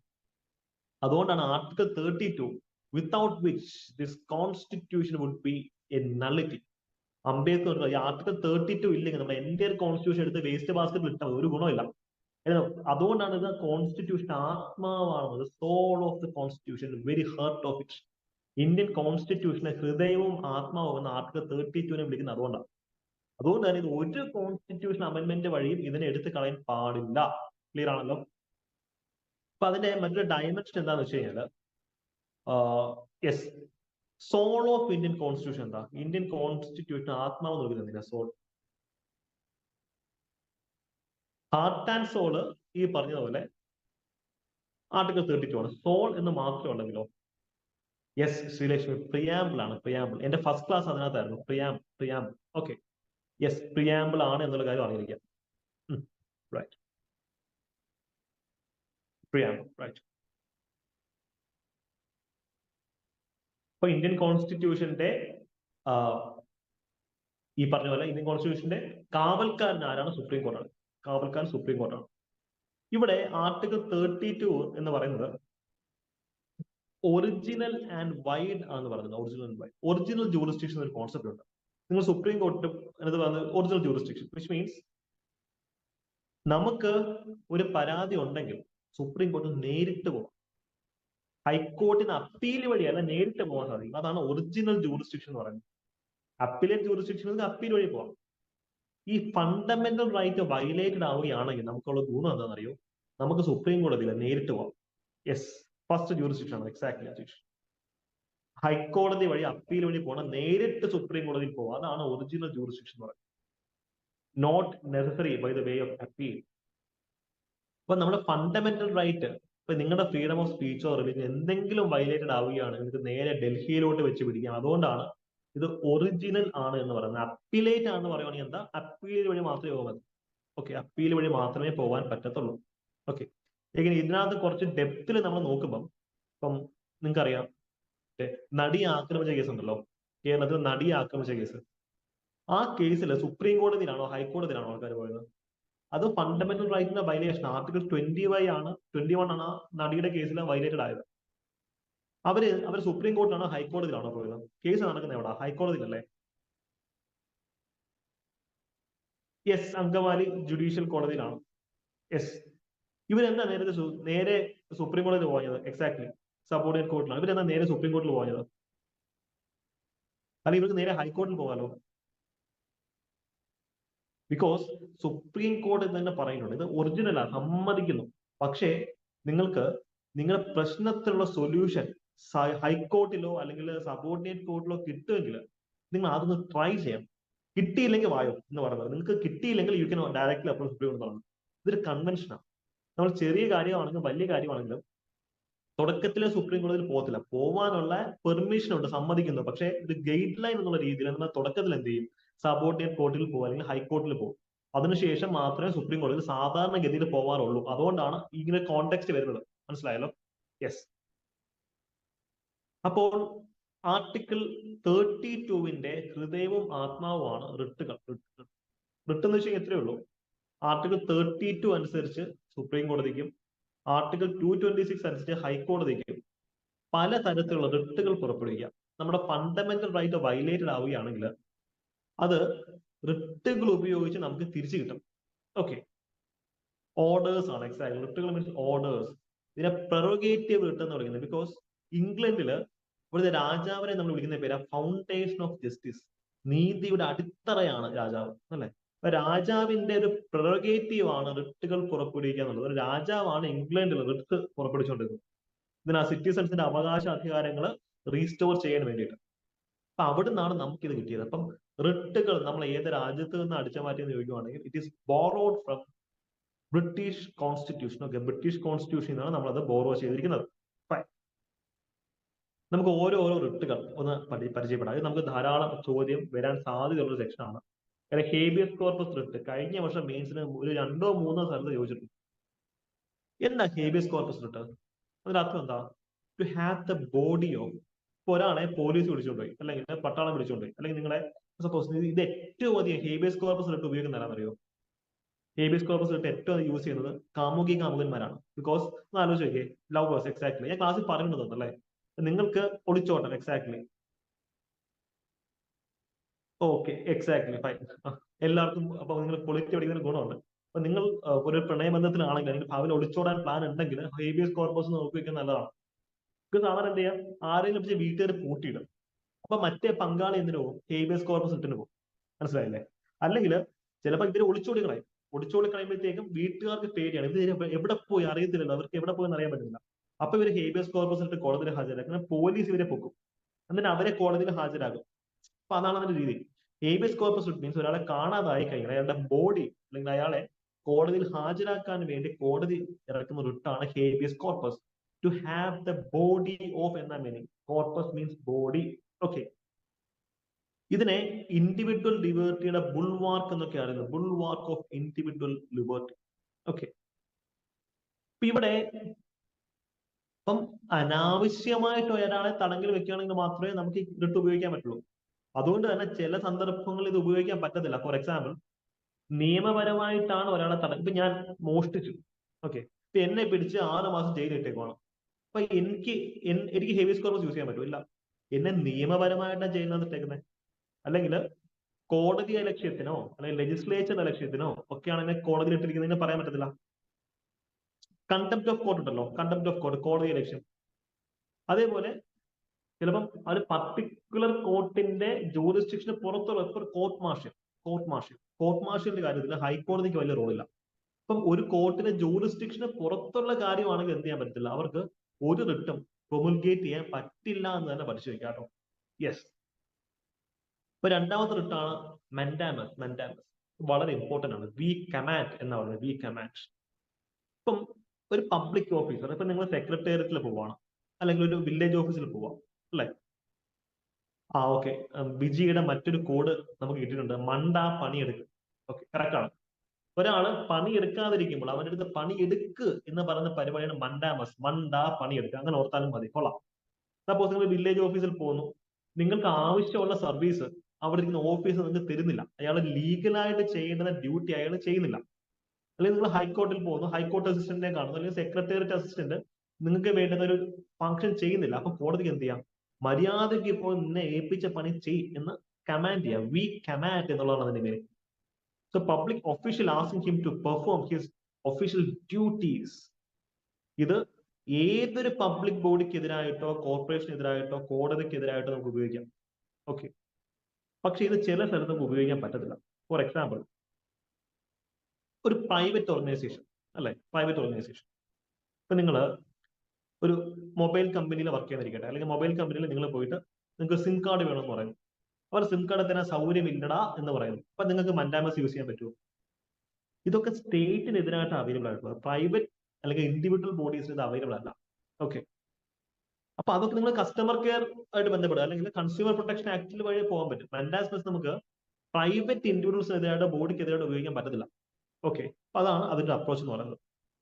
അല്ലെങ്കിൽ ഡിപ്പാർട്ട്മെന്റ് ഇൻസ്ട്രക്ഷൻസ് ഉണ്ടല്ലോ, ഇപ്പം ചൊവ്വാഴ്ചകളിൽ എല്ലാവരും ഖാദി ഉടുക്കണം എന്നൊക്കെ പറയുന്നത് അത് ഡിപ്പാർട്ട്മെന്റ് ഇൻസ്ട്രക്ഷൻസ് ആണ്. അതിന് നിയമപരമായിട്ടുള്ള ഒരു ബാക്കിംഗ് ഇല്ല. അവിടെ ഇത് പറ്റത്തില്ല. അല്ലെങ്കിൽ ഡിസ്ക്രിഷണറി ഡ്യൂട്ടി ആണെന്നിരിക്കുന്നത്, നമുക്ക് വേണമെങ്കിൽ ചെയ്താൽ മതി, അങ്ങനെ വിവേചനാധികാരമുള്ള ഡ്യൂട്ടിയാണ്. നിർബന്ധമായിട്ട് നമ്മൾ ചെയ്യേണ്ടുന്ന ഡ്യൂട്ടി ഒന്നും അല്ലെങ്കിൽ അതിലും നമ്മളെ ഈ റിട്ട് ഉപയോഗിക്കാൻ പറ്റത്തില്ല. കോൺട്രാക്ച്വൽ ഒബ്ലിഗേഷൻസിന്റെ കാര്യത്തിൽ പറ്റത്തില്ല. ഓക്കെ, പ്രസിഡന്റിനോ ഗവർണറിനോ ചീഫ് ജസ്റ്റിസ് ഓഫ് ഹൈക്കോർട്ടിനോ എതിരായിട്ട് നമുക്ക് ഈ മെൻഡാമസ് റിട്ട് യൂസ് ചെയ്യാൻ പറ്റത്തില്ല.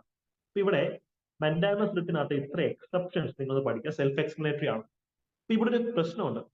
സി, ഹൈക്കോർട്ട് ചീഫ് ജസ്റ്റിസിനെതിരായിട്ട് ഉപയോഗിക്കാൻ പറ്റില്ലെന്നാണ് പറയുന്നത്. അപ്പൊ സുപ്രീം കോർട്ട് ചീഫ് ജസ്റ്റിസിനെതിരായിട്ട് ഉപയോഗിക്കാൻ പറ്റുമോ? സുപ്രീം കോർട്ട് ചീഫ് ജസ്റ്റിസിനെതിരായിട്ട് മെൻഡാമസ് ഉപയോഗിക്കാൻ പറ്റുമോ?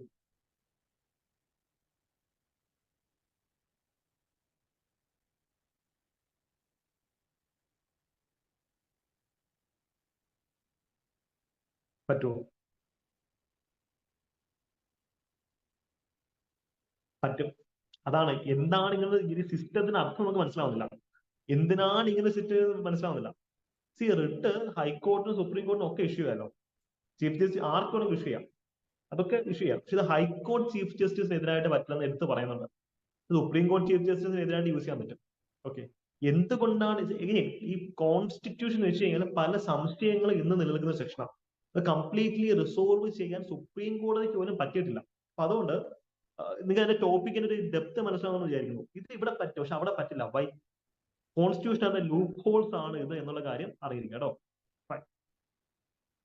അപ്പൊ മെൻഡാസ്മസിന്റെ കേസ് അതാണ്. നമുക്കിനി പ്രൊഹിബിഷൻ എന്നൊന്ന് റിട്ട് നോക്കാം.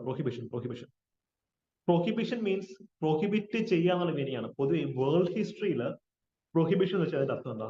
പ്രൊഹിബിഷൻ മദ്യപാനം നിർത്തുക എന്നുള്ള മീനിങ് ആണ്. പ്രൊഹിബിഷൻ എന്ന് പറഞ്ഞാൽ പൊതുവെ അമേരിക്കയിലൊക്കെ പ്രൊഹിബിഷന്റെ ചരിത്രമുണ്ട്. ഈ അമേരിക്കൻ റെവല്യൂഷനകത്ത് പ്രൊഹിബിഷന്റെ ചരിത്രമുണ്ട്. അതവിടെ പൊതുവെ പ്രൊഹിബിഷൻ എന്ന് ഉദ്ദേശിക്കുന്നത് മദ്യനിരോധനമാണ്. പക്ഷേ Indian constitution prohibition is a type of writ. Okay, ഇതിനണ്ടറിൽ ഒരു കാര്യം ചെയ്യരുത് എന്ന് പറയുകയാണ് ചെയ്യുന്നത്. അതായത് സപ്പോസ് ഞാനൊരു സബോർഡിനേറ്റ് കോർട്ടാന്നിരിക്കട്ടെ, ഞാൻ ഹൈക്കോടതി ചെയ്യേണ്ടുന്ന ഒരു കാര്യം ഞാൻ ചെയ്യുവാണെങ്കിൽ, ഞാനൊരു സബ് ഇൻസ്പെക്ടറാണ്. പക്ഷെ ഞാൻ DGPക്ക് മാത്രം ചെയ്യാൻ സാധിക്കുന്ന ഒരു കാര്യം ചെയ്യാൻ പോയി കഴിഞ്ഞാൽ അത് ശരിയാവും? ഞാൻ എന്റെ ജൂറിസ്ഡിക്ഷൻ എക്സീഡ് ചെയ്യുമല്ലേ? ആലോചിക്കുക.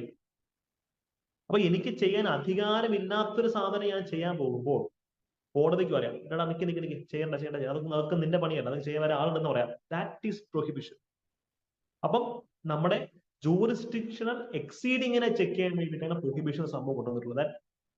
ഒരു കോർട്ട്, ഇത് നമ്മൾ കൊടുക്കുന്നത് കോടതികൾക്കാണ്. പ്രൊഹിബിഷൻ റിട്ട് നമ്മൾ കൊടുക്കുന്നത് ജുഡീഷ്യൽ ആൻഡ് ക്വാസി ജുഡീഷ്യൽ അതോറിറ്റീസിനാണ്. SIയുടെയും DGPയുടെ ഒക്കെ എക്സാമ്പിൾ നിങ്ങൾക്ക് ഓർത്തിരിക്കാൻ വേണ്ടി പറഞ്ഞേ ഉള്ളൂ. യഥാർത്ഥത്തിൽ വരേണ്ട എക്സാമ്പിൾ എന്താണ്? സബോർഡിനേറ്റ് കോർട്ട്, ഈ പറയുന്ന പോലെ ഒരു ഹൈക്കോടതിയുടെയോ സുപ്രീം കോടതിയുടെ പവർ എക്സീഡ് ചെയ്യുമ്പോഴാണ് ഈ പ്രശ്നം പറ്റുക. അല്ലെങ്കിൽ ചില സമയത്ത് അഡ്മിനിസ്ട്രേറ്റീവ് ട്രൈബ്യൂണൽസ് ഉണ്ട്. Article 323A administrative tribunals. അവര് ചിലപ്പം ഹൈക്കോടതി ചെയ്യണമെന്ന പണി ചിലപ്പോൾ അവർ ചെയ്യും. അപ്പൊ ഹൈക്കോടതി പറയും ട്രൈബ്യൂണലിന്റെ പണി ചെയ്താൽ മതി, ഹൈക്കോടതിയുടെ കാര്യത്തിൽ ഇടപെടേണ്ടെന്ന് പറയും. മനസ്സിലായില്ലേ? അപ്പൊ അതൊക്കെ അഡ്വാൻസ്ഡ് ടോപ്പിക്സ് ആണ്. നമുക്കിത് ഈ ഒരു സെക്ഷൻ നമുക്ക് UPSC മെയിൻസിന് വരുന്നതാണ്. അഡ്മിനിസ്ട്രേറ്റീവ് ട്രൈബ്യൂണൽസ് എങ്ങനെയാണ് ഹൈക്കോടതികളുടെ പവറിനെ ഓവർലാപ്പ് ചെയ്യുന്നത്, അവിടെ പ്രൊഹിബിഷന്റെ റോൾ എന്ത് എന്നുള്ളത് വലിയ ഡിസ്കഷൻ ആണ്. തൽക്കാലം അങ്ങോട്ട് പോണ്ട. തൽക്കാലം അറിഞ്ഞിരിക്കാം, ഇത് ജുഡീഷ്യൽ ആൻഡ് ക്വാസി ജുഡീഷ്യൽ അതോറിറ്റീസിന് അഗെയിൻസ്റ്റ് മാത്രമാണ് അവൈലബിൾ ആയിട്ടുള്ളത് പ്രൊഹിബിഷൻ. ഓക്കെ, അപ്പൊ അവരുടെ ജൂറിസ്ഡിക്ഷൻ എക്സീഡ് ചെയ്യുവാണെങ്കിൽ ചെയ്യാൻ പറ്റും. ഇത് അഡ്മിനിസ്ട്രേറ്റീവ് അല്ലെങ്കിൽ ലീഗൽ ബോഡീസിനെതിരായിട്ടൊന്നും അവൈലബിൾ അല്ല. ഓക്കെ, ഇതാണ് പ്രൊഹിബിഷൻ എന്ന് പറയുന്ന ഒരു കോൺടെക്സ്റ്റ്. റൈറ്റ്. അടുത്തത് സെർട്ടിയോററി എന്ന് പറയുന്ന റിട്ടാണ്. സെർട്ടിയോററി ഞാൻ ചോദിച്ചോട്ടെ, നിങ്ങൾക്ക് ഇത്രയും ക്ലിയർ ആണോ? Habeas corpus, mandamus, prohibition clear ആണെങ്കിൽ ഹാൻഡ് റൈസ് ചെയ്യോ. ഹേബിയസ് കോർപ്പസ് ഉണ്ട്, മെൻഡാമസ് ഉണ്ട്, പ്രൊഹിബിഷൻ ഉണ്ട്. നമുക്ക് ഹേബിയസ് കോർപ്പസിൽ നിന്ന് സ്ഥിരം ചോദ്യം വരുന്നതാണ്. ബാക്കിയുള്ള സെക്ഷൻസിൽ നിന്നും വരാം, ഇപ്പോഴത്തെ PSCയുടെ പ്രോഗ്രസ് വരാം. ഓക്കെ, ഇത് കുറച്ച് ടെക്നിക്കൽ ഏരിയ ആണ്. ഫൈൻ, ഓക്കെ, ക്ലിയർ ആണ്. നമുക്കിനി സെർട്ടിയോററി എന്നുള്ള സെക്ഷൻ എടുത്ത് സെർട്ടിയോററി. ഓക്കെ, സെർട്ടിയോററി മീൻസ് സർട്ടിഫൈ ചെയ്യുക, സർട്ടിഫിക്കറ്റ് അടിച്ചു കൊടുക്കുക, അല്ലെങ്കിൽ ടു ബി ഇൻഫോംഡ് ഓഫ്, ഒരു കാര്യം ഒരാളെ അറിയിക്കുക എന്നുള്ളത് എങ്ങനെയാണ്. ഇത് ആക്ച്വലി രണ്ട് ടൈപ്പാണ്, പ്രിവെന്റീവ് ആൻഡ് ക്യൂറേറ്റീവ് എന്ന് പറയും. ഇപ്പൊ പ്രൊഹിബിഷൻ നമ്മൾ എന്താ പറയുന്നത്? പ്രൊഹിബിഷൻ അത് പ്രിവെന്റീവ് ആണ്, ഒരു കാര്യം ചെയ്യരുത് എന്ന് പറയുന്നത്. ഹേബിയസ് കോർപ്പസ് എന്താ? അത് ക്യൂറേറ്റീവ് ആണ്, ഒരാളെ കൊണ്ടുവാ എന്ന് പറയും, ഒരു കാര്യം ചെയ്യ് എന്ന് പറയുവാണ്, അല്ലെ? അപ്പം സെർട്ടിയോററി എന്ന് വെച്ച് കഴിഞ്ഞാൽ ഒരേ സമയം പ്രിവെന്റീവ് ആണ്, ക്യൂറേറ്റീവ് ആണ്. എന്തുകൊണ്ടാന്ന് വെച്ച് കഴിഞ്ഞാൽ ഇത് ഒരു ഹൈക്കോർട്ട്, ഒരു ലോവർ കോർട്ടിനോ ട്രൈബ്യൂണലോ കൊടുക്കുന്ന ഓർഡറാണ്. കാര്യം ഒരു പക്ഷെ ഒരു കേസ്, ഈ പറഞ്ഞ പോലെ നടി ആക്രമിച്ച കേസ്, അതൊരു പക്ഷേ അങ്കമാലി കോടതിയിൽ കെട്ടിക്കിടക്കുമ്പോൾ കോടതിക്ക് തോന്നുവാണ് അത് ഇനി അവിടെ ഇരുന്നാൽ ശരിയാവത്തില്ല, അതിന് കുറെ കൂടെ സീരിയസ്നെസ് ഉള്ളതുകൊണ്ട് ഞങ്ങൾ അത് കേൾക്കണം എന്ന് കോടതിക്ക് തോന്നുവാണെങ്കിൽ എന്ത് ചെയ്യാൻ പറ്റും? കോടതിക്ക് ആ കേസ് സ്വയം ഏറ്റെടുക്കാം. അല്ലെങ്കിൽ സപ്പോസ് ഒരു കോടതി, ഒരു കീഴ്ക്കോടതി ഒരു കേസിനകത്ത് വളരെ മോശമായിട്ടുള്ള വെർഡിക്റ്റ് പുറപ്പെടുവിച്ചു, അപ്പൊ ഹൈക്കോടതികൾക്ക് എന്ത് ചെയ്യാം? ആ ഓർഡറിനെ സ്ക്വാഷ് ചെയ്യാം, അതിനെ നശിപ്പിച്ചുകൊണ്ട് ഇവർക്ക് ആ കേസ് ഏറ്റെടുക്കാം. കാര്യം ഒരു പക്ഷേ ഇപ്പൊ ഒരു സബോർഡിനേറ്റ് കോടതി കോർട്ട് മാർഷൽ ചെയ്തൊരു വ്യക്തിയെ വിട്ടയച്ചു, അങ്ങനെ വെർഡിക്റ്റ് പുറപ്പെടുവിക്കാൻ പറ്റുമോ? ഇല്ല. ഇനി അത് അവരുടെ ജൂറിസ്ഡിക്ഷന് പുറത്തുള്ള ഒരു കാര്യമാണ്, ജൂറിസ്ഡിക്ഷന് പുറത്തുള്ള കാര്യം. അപ്പൊ അങ്ങനെയുള്ള കേസിൽ ഹയർ കോർട്ടുകൾക്ക് എന്ത് ചെയ്യാം? കേസ് ഏറ്റെടുത്തുകൊണ്ട് അതിന്റെ വിചാരണ നടത്താം. അപ്പൊ ഇത് ഒരേ സമയം പ്രിവെന്റീവ് ആണ്, ക്യൂറേറ്റീവ് ആണ്. ക്യൂറേറ്റീവ് മീൻസ് ആ കേസുകൾ ട്രാൻസ്ഫർ ചെയ്യാൻ വേണ്ടി പറയാം, അല്ലെങ്കിൽ പ്രിവെന്റീവ്, നിങ്ങൾക്ക് അതിനുള്ള അധികാരമില്ല, അല്ലെങ്കിൽ ആ ഒരു ഓർഡർ പുറപ്പെടുവിക്കുന്ന അധികാരമില്ല എന്ന് പറയാം. ഓക്കെ, പണ്ട് ഇപ്പൊ നിങ്ങൾക്ക് ആലോചിക്കുന്നത് ഇപ്പൊ സെർട്ടിയോററിയും പ്രൊഹിബിഷൻ നമ്മൾ വ്യത്യാസം ഉണ്ടാകും. പ്രൊഹിബിഷൻ എന്ന് പറയുന്നത് നമുക്ക് ക്വാസി ജുഡീഷ്യൽ ബോഡീസിന് മാത്രമാണ് അവൈലബിൾ ആയിട്ടുള്ളത്. സെർട്ടിയോററി ജുഡീഷ്യൽ ബോഡിക്കും അഡ്മിനിസ്ട്രേറ്റീവ് അതോറിറ്റിക്കും ഒക്കെ എതിരായിട്ട് അവൈലബിൾ ആണ്. ഓക്കെ, അപ്പം അതാണ് ഇതിന്റെ ഒരു ഹൈലൈറ്റ് എന്ന് പറയുന്നത്. ഇപ്പൊ പ്രൊഹിബിഷനും സെർട്ടിയോററിയും നമ്മൾ വ്യത്യാസം മനസ്സിലായല്ലോ. പ്രൊഹിബിഷൻ എന്ന് പറയുമ്പോൾ അത് കോടതികൾക്കും ക്വാസി ജുഡീഷ്യൽ ബോഡീസിനും എതിരായിട്ടാണ് അവൈലബിൾ. സെർട്ടിയോററി എന്ന് പറയുമ്പോൾ അത് അഡ്മിനിസ്ട്രേറ്റീവ്, അതൊരു കളക്ടർക്ക് എതിരായിട്ട് നിങ്ങൾക്ക് സെർട്ടിയോററി കൊടുക്കാം, പക്ഷെ ഒരു ഹൈക്കോടതിക്ക് എതിരായിട്ടാണ് നിങ്ങൾക്ക് പ്രൊഹിബിഷനെ കൊടുക്കാൻ പറ്റുന്നത്. ക്ലിയർ ആണല്ലോ? യെസ്. ഇത് രണ്ടും ലെജിസ്ലേറ്റീവ് ബോഡീസിന്, മന്ത്രിമാർക്കോ അല്ലെങ്കിൽ MLA മാർക്കോ എതിരായിട്ട് നമുക്ക് കൊടുക്കാൻ പറ്റില്ല. സെപ്പറേഷൻ ഓഫ് പവർ എന്നൊരു ഡോക്ട്രൈൻ ആണ്. ലെജിസ്ലേച്ചേഴ്സും ജുഡീഷ്യറിയും സെപ്പറേറ്റ് ആയിരിക്കണം എന്നൊരു നിർബന്ധം ഉണ്ടല്ലോ, അതുകൊണ്ട് കൊണ്ടുവന്നിട്ടുണ്ടെന്ന്